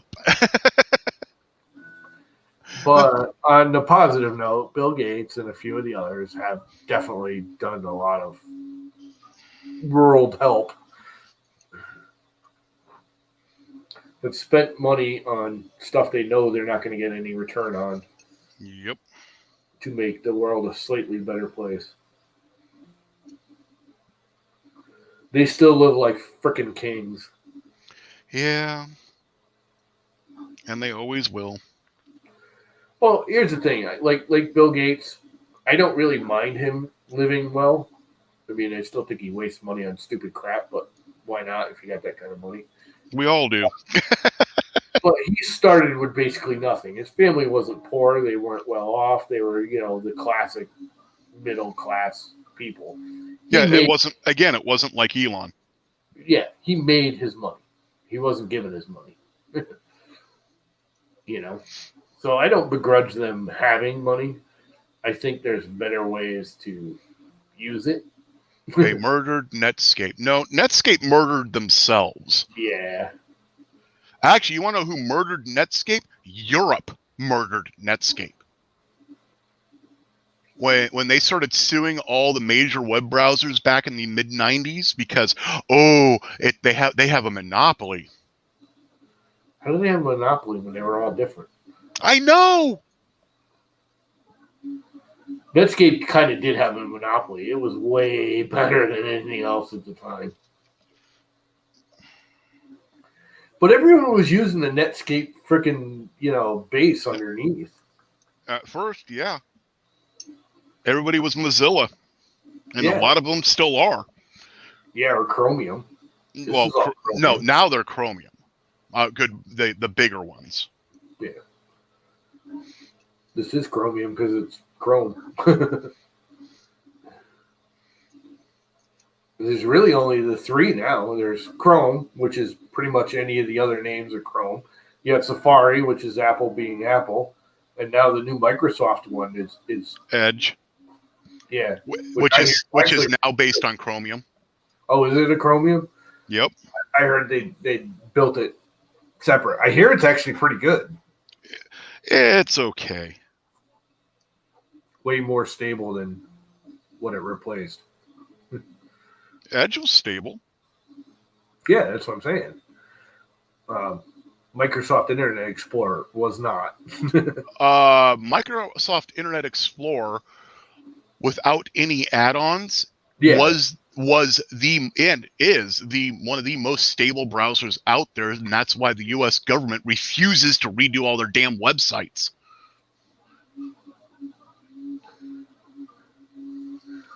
Netscape was king back in the day, baby. I actually hated Netscape, but I didn't have a problem with it. I always liked the Mozilla Suite back in the day when you could have your email and it was all in one browser and you just clicked a tab and it went over to the email and you clicked another tab and it went over to your web browser and you clicked another tab and it went to your FTP and it was all like built into one and you just downloaded it and that was that. Yeah, I was using Brave for a while. I stopped using Brave, mostly with this computer because it doesn't like this computer.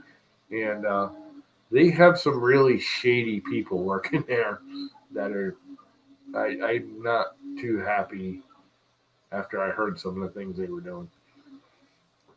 I have no clue what you're talking about, and I run Brave. Brave got in a lot of trouble. Which really don't matter to us because I'm assuming you didn't use any of the money transfer profiting crap that's built in. Brave's actually made to be. Actually, I recently turned it on, and I've been making money using it. A Bitcoin-y ad thing. Yeah, they're what do they call that? Uphold. Yeah, when they just got busted for cheating, basically. Like big time. Like there was a half a dozen people, I guess, that were making like millions of dollars and not paying out and basically pocketing. I don't know the exact details, but it was a big scandal-y thing. And what little I read into it, I was just like, you know what? It's just Chrome anyways with their crap attached to it. I'll just use Chrome. I have had less performance issues with Brave than I have Chrome. I did too until I got this computer. The Chrome, because Chrome is written for the M1. Right. And because my biggest problem was Chrome was a freaking real resource hog on the old one. Like, yep. It would sit there and chew 90% of my CPU time all the time just being fired up. Chrome, Brave, Edge, all of them do that to me when I use StreamYard. Yeah, Brave used to kick it way down. It would still be high. It would be like 50-60% of the CPU and GPU. Yeah. But even with hardware on its own. Even with hardware acceleration enabled, it's still slamming my CPU. Yeah. See, now you're gonna shit when you hear what this is. Because it is really low. Right now, with everything running in the background, all my crap running, I'm using less than 10% of my CPU. I am using 88% of my CPU. I have Safari running. I have Mail running. I have Fusion running. I have Blender running. And I'm still only using – it just spiked at 20%. 88%, and Brave is using 15% of it. And Octoprint. But I have I've got 2 Brave browsers open. Each one's got probably 12 to 20 tabs in it. I've got Chrome open with another 10 to 12 tabs. Tons of stuff. I can't stand that whole why I don't get why you would have 10 or 12 tabs open. I just fucking close them. Because they give you 10 things at once. They're all monitoring different things. Yeah, well, I could see like if you're doing it my for job. work where you got to be able to quickly go over and look at it. That I get. But I used to work for this dude next door, my boss. He would start bitching. He bought this brand new like wicked nice freaking PC, custom built. There's a shop over in Saybrook. I actually know the guy, kind of, I know him association. I don't really know him. Anyways, he builds like really high-end, custom, expensive printer, computers, and he actually built like printers and stuff, like laser printers and inkjet printers, and he'd build you a custom plotter or whatever. But he did computers. It was a computer store. Anyway, got this like $5,000 custom computer built that maxed out the processor and the RAM and the graphics card, and gave him a bunch of parts. And he's got this thing running, and he's screaming at it because it's running so slow. I'm like, what? You just bought this thing a week ago, And the guy would custom install Windows and strip out all the Windows crap, all the ad crap. The thing wasn't even on the network. There was no direct access. It had to go through a VPN or some freaking thing. So there was no like virus detection on it or nothing and run in the background. I walk over and look at it. He literally had like 100 tabs open in 2 different browsers. I was like, dude, no wonder why the things, and half of them were like videos and they were all running. I'm like, close the crap, dude. Well, why should I have to? Because that's how, it's just sucking up processor cycles. Oh my God. And it was a nice computer. I mean, I would like, even though it's a PC, I would have liked that computer. That thing was fast. It was like a 12-core i9 or something. I don't remember.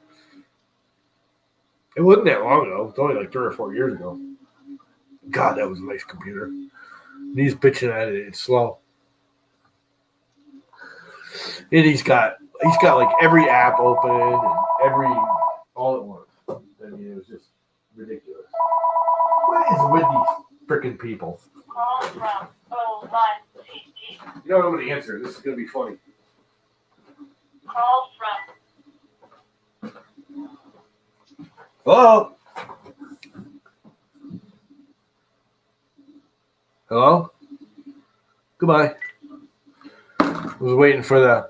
We've heard that your auto insurance or your auto warranty is running out. I know that's exactly who it is.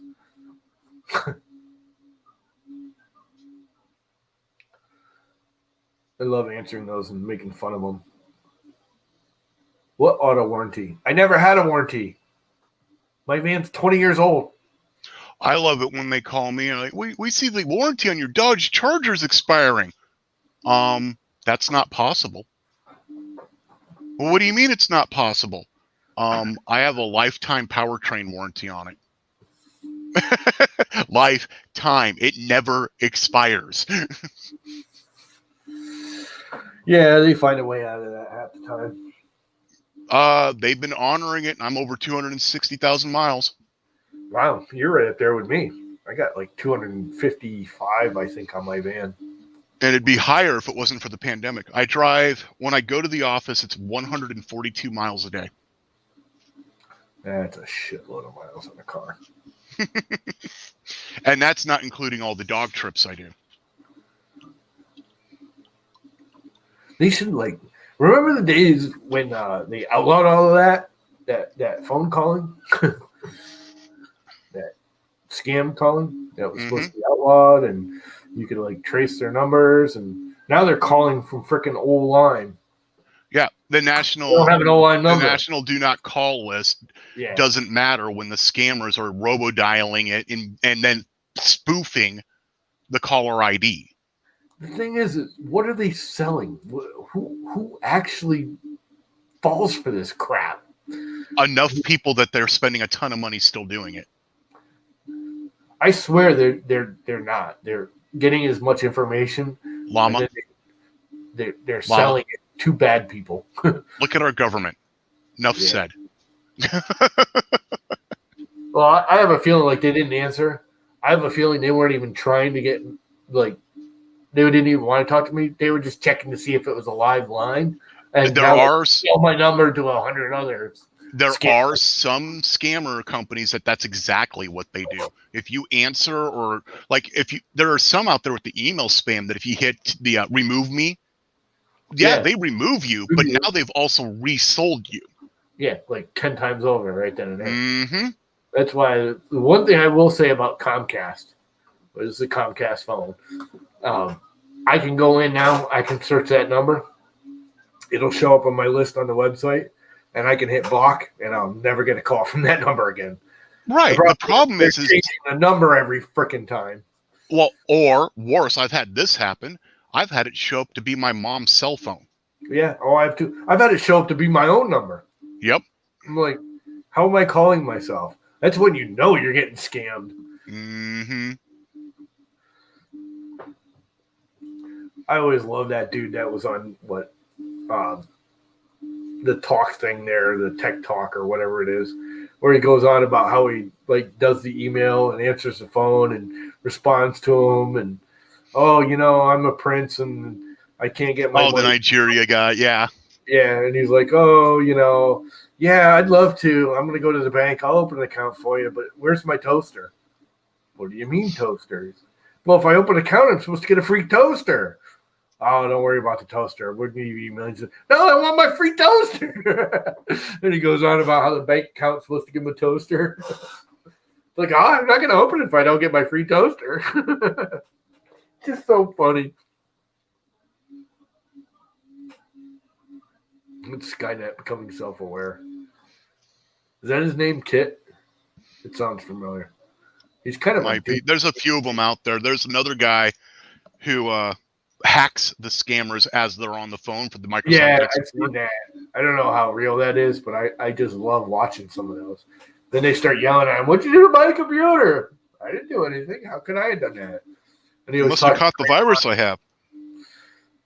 He talks in grandma's voice. Oh, I would love to send you money. Please let me know how.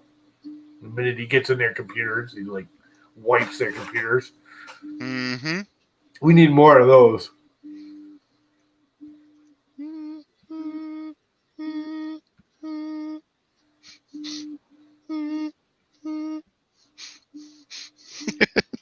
What are you humming to my printer? Yep. I was like, is it feeding back? And I'm like, no, that's it. That's him humming. That's funny. I wasn't sure if it was actually picking it up or not. It's not very loud, is it? No. I only notice it when you're not talking. Yeah. It's not a quiet printer, and I don't know why. It should be quieter. That's the one thing I think it's the box frames. I think the box. Yeah, I was wondering about that as well because they become they have resonance. Where the bed slingers don't, right? Because they're almost identical hardware-wise, like electronics, and that thing is way quieter than this. And they literally, even the hotheads and the fans and everything are identical. And that bed slinger is still quieter than this. Problem is I want to be printing some rather large things, and a bed slinger does not work for that. No. Oh, I'll take this over a bed slinger any day. If somebody would offer me enough money for the pumpkin, it would probably be gone. It's just, I'm never going to get enough. I'll never get what I invested into it out. Right. Because there's really not much left of it. Although, I've been looking at Facebook Marketplace for 3D printers around here. I don't know if you look there, but I constantly am seeing ANET A8s going for $500, and the wiring is all just drooping out of it. It's you look at it and you're like, holy crap! And they want $500 for it. Yeah, mine. I got mine for $20 on Facebook. My ANET 8 got it for $20 on Facebook with the wiring completely jacked up. Yeah, but I there's was like guys. 20, but $20, not a problem. And then I thought about throwing it back up on there because yeah, I saw somebody selling the exact same thing with the same issues for $300. Yeah, this deliberately isn't a table for that very reason, Mr. Buttram. If you look, well, I don't know if you can see it, but it's hollow in the middle for that very reason.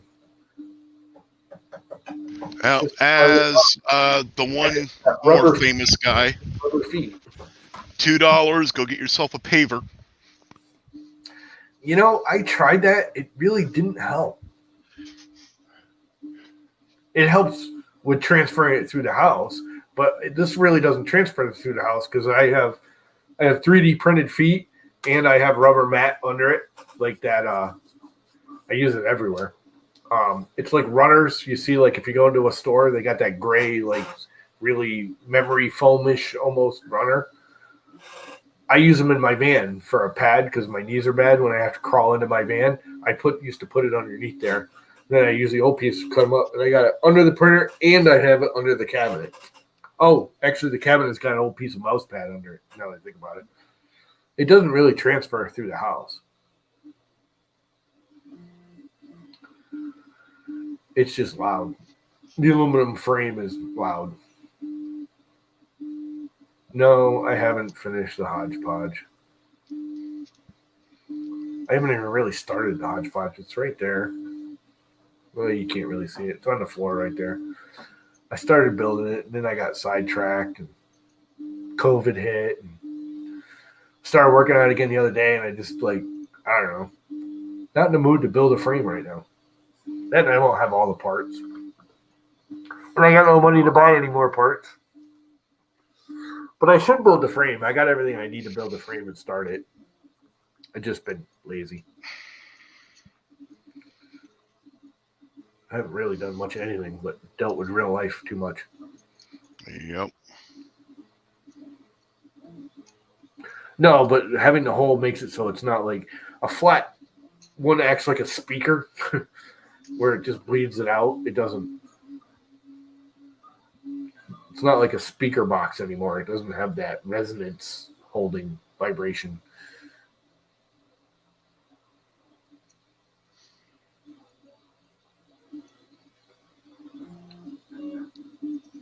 Yeah. Sorry. Still, Work. Doesn't. It's not like a speaker in there. It bleeds it out. Yes, it's still making the noise, but it's not amplifying it or creating a dome. I don't know. It's definitely quieter because I used to have a solid sheet of plywood on it, and it was way louder then. I actually had a solid sheet on top of it, and I took the sheet off just to quiet it down. PayPal's emailing me to tell me, oh, you can apply for the credit card. We have changed some of our legal agreements. You know, they should be allowed to change their legal agreements. I hate we can change our agreement at any time, and if you keep using our service, that means you agree to it. Yeah, that's It's bullshit. like, no. And worse yet, the at any time, and they don't always let you know they've done it. Who the hell was the company? I can't remember who it was. It wasn't that long ago. It was only like 5 or 6 years ago. There's a company that had, the big long agreement thing. At the end of it, it says, if you read all this, blah, blah, blah, you agree to it. There was like a line like right at the very end that said, if you call this number, we will give you $5,000. Yep. You actually read this. And like there's actually a micro in like a year called the number and got their $5,000, and they got their $5,000. There was actually I can't remember when it was exactly what software it was, but it was a Microsoft piece of software. In the license agreement box, about halfway through, it says that you are selling your firstborn soul to us by agreeing to. Yeah. But it was cool that, I don't remember. It was like a software company or something. They shelled out, and they did it for a year. They didn't let anyone know. They just left it in there. And as a means to see who actually reads it or not. Yeah. And it was, in a year's time, 3 people read it and called the number. Yep. And I'm sure a half a dozen read it and went, yeah, right, But still. I actually read those stupid license notifications. Every once in a while I used to. I don't anymore. I got so tired of reading legal agreements. That was one of my things when I was working for the corporation. I used to read all the stupid agreements, like when we're building a house or something and we were working at a big corporate. These corporations used to write these legal BS that I would go through and rip them apart and just be like, no, you can't do that. And they're like, well, I'll take it to court. I said, we will, and we're going to win. Because it was like one of them, Pulte. I'll say their name. I don't care. Pulte, we used to do a lot of houses for Pulte. Lots of them. Like they do like 200-300 home complexes. That's what got me into the corporation, was working for them. And they had in their licensing agreement, in their contract, they had at the end of it, any disagreement will be settled by Pulte, and Pulte is always right. That was no lie. That was literally their last sentence in their contract. Any disagreement with Pulte will be decided by Pulte, and Pulte is always right.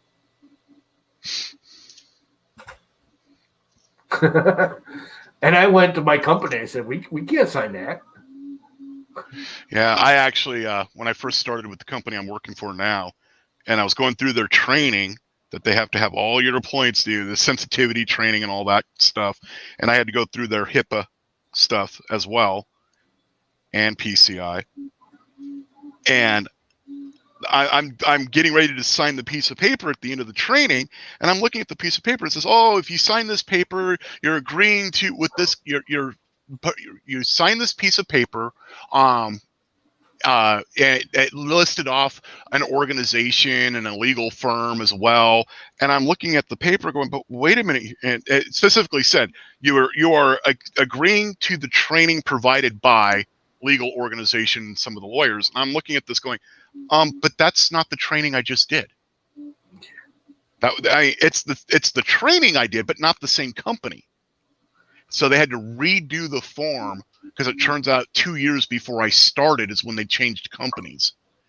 And everybody who was hired over the last 2 years and anybody who needed to redo their training had to go through it again. How is Shane not a moderator? I don't know.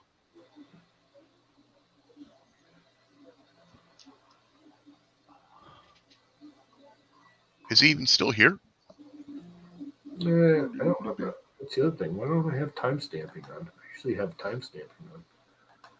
Oh, good point. Yeah, where is my timestamps? He was just talking, I don't know, 10 minutes ago, so he's probably still here. I heard my name. You've been spannered, man. You're a spanner man now. Danny, you've been spanner since the beginning. Everybody gets spannered. Who's not spannered? David FL. Who is David FL? How do I know Not him? a clue. Mike 3DP, 3D Loon, Zach Grisby, 3D Printing Viking. Viking doesn't have a spanner. How does Viking not have a spanner? I think it's a new account. Oh, that's right, because it used to be. Oh no! I don't know if it was an old account. I don't know if it's new. That's a different Viking. That's the dude from Canada. Oh, that's not the Viking okay. Yeah, that's not Maker Viking. That's not Tom Viking. That's Foster Viking. Yeah, that's the big dude from frickin' Canada. Yeah, that's sus. You know what he reminds me of? He looks like he could be Nerdy Jay's brother. They have the same like hair and look, and he's just way bigger than Jim is. I know who he is. I've seen a bunch of his videos. He was doing a build the other day, like a week ago. Forgot about that. Yeah, because Viking, we know, used to be the 3D printing Viking. Right, and then he changed his channel around some recently to add to the confusion. Well, because 3D printing Viking came on and started, people were getting confused, and he went to Maker Viking because he was going to move and get a CNC and do all the other stuff, so he didn't want to be locked down to 3D printing. Right. So he changed it to Maker Viking. Crap, I don't have a battery strap. I just call him the Vampire because that one might.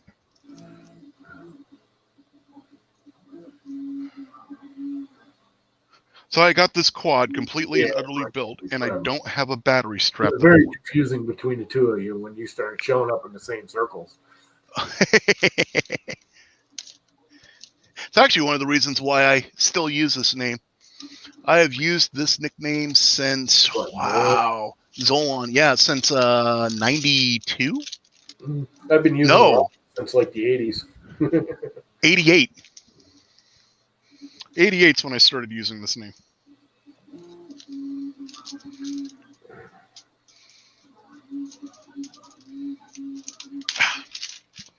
See if this will fit. Will this work?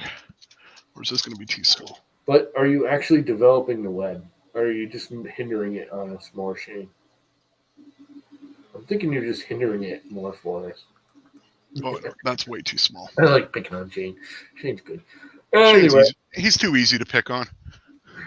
Yeah. He's very subtle, though. He can get you back. You ever notice that? Just quiet. Oh, it's the quiet ones who generally, when they do say something, you got to worry. Yeah. Or do something.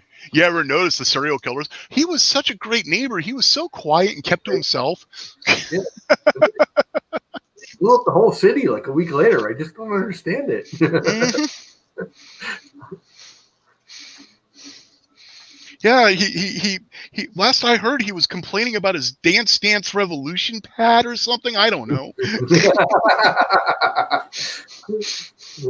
Then he took down the whole web. I don't know what happened. The whole internet went down because he was mad at his Dance Dance Revolution pad. All of a sudden, Zolan, me and you, we just disappear from the internet. It's like everything shuts down. Shane's like, them bastards.